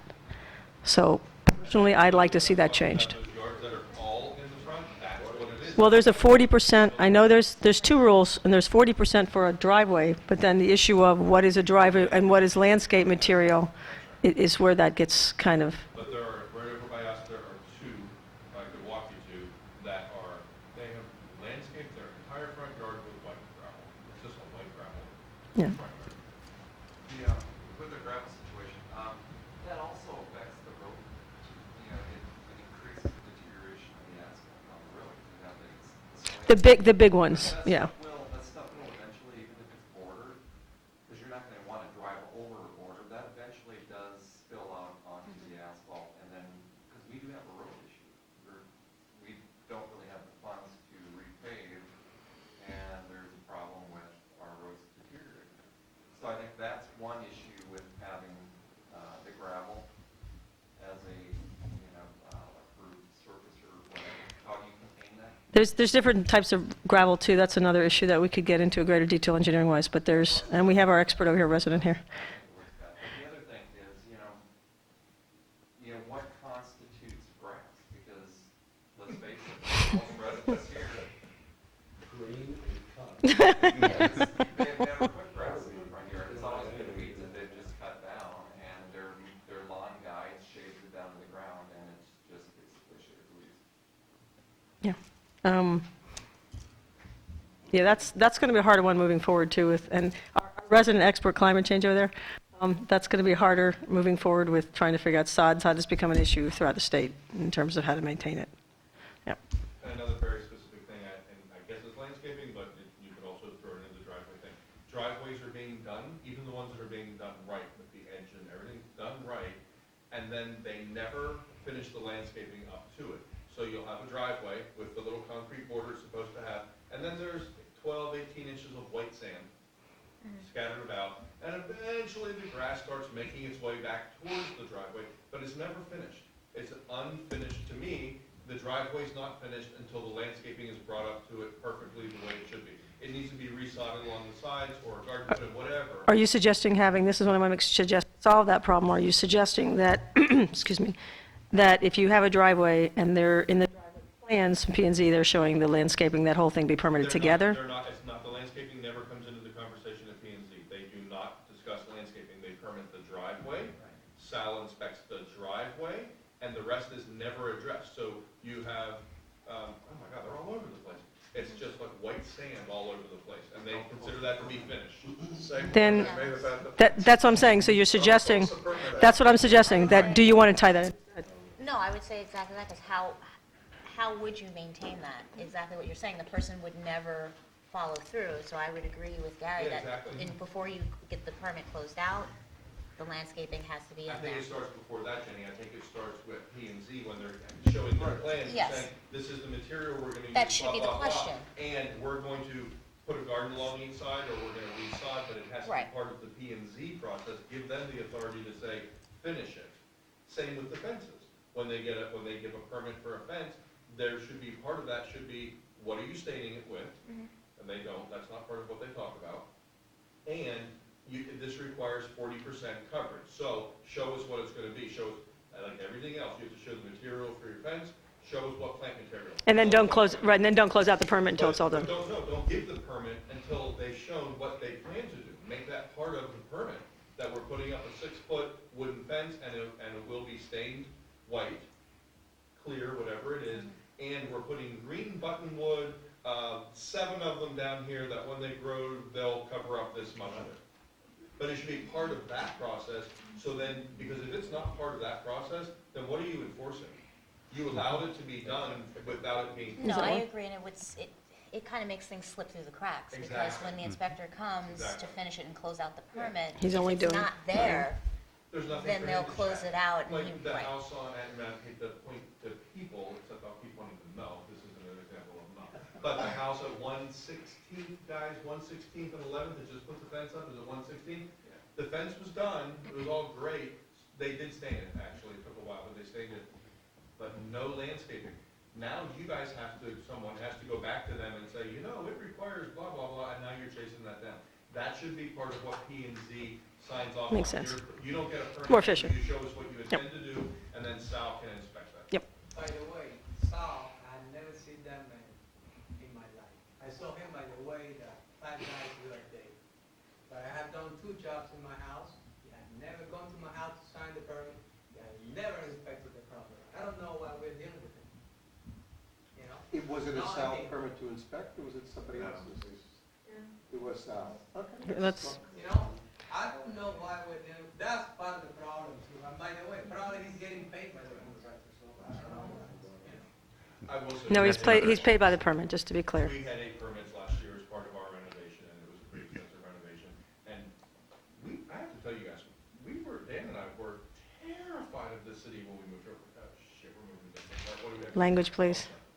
So, but, I found out very quickly. it wasn't- No, other people are offended by that, so please, thank you. So, without fail, every inspector that came to our house, and it was Sal, I'm not throwing him under the bus, because you guys outsourced some other stuff, I guess. Some of them stepped inside the front door and signed it and were gone. I mean, the inspections were horrible, horrible. One of my contractors, and I won't tell you who it is, and I don't want to get him in trouble, said, they're coming over to sign the document, you don't have to be here because they're not coming in, and it was something they would have to come inside to inspect. And I said, what do you mean, they have to come in and look at it? He said, no, when they found out it was us, they just said they'd sign it and leave it. I'm like, seriously? Oh, yeah. Village, They did not step foot inside the house to look at what they were there to inspect. I'm like, okay, It that's doesn't how change. we operate. We use an electrical. It was guy, one of the ones and that you they came, outsource. And they looked at the panel, looked at the wiring, they had us take off an outlet. When was that? Mine was This was years ago, but that's Mine- basically, mine- that's what they did. They inspected everything. When we did a slab. so it was they came electrical, and I'm just wanting to be clear, was it electrical? Was some of your, Something that you outsource. I'm not, I don't We get outsourced Okay. all of them. Well, We outsourced everything. Yeah, most no, of we them- have a plumber on, and we have a Sal. No, a plumber, not outsourced. The electrical we outsource, no. but the plumber's on, is actually in-house, I believe. So I will say, I know that's not really what we're here to talk about, but I will say I experienced that too. I was like terrified. Well, that's part of the enforcement issue. They would leave a cigarette butt in the front yard, or one of those little plastic coffee cups. I swear to God, if you find one thing, leave one thing in the yard, I get in trouble, I'm making you pay the fine, I was running that place. Okay, with that in mind, we are 3 minutes, and I will break, I want to make sure we have time to break. Is there anything else that we haven't mentioned? I'm looking here just to make sure.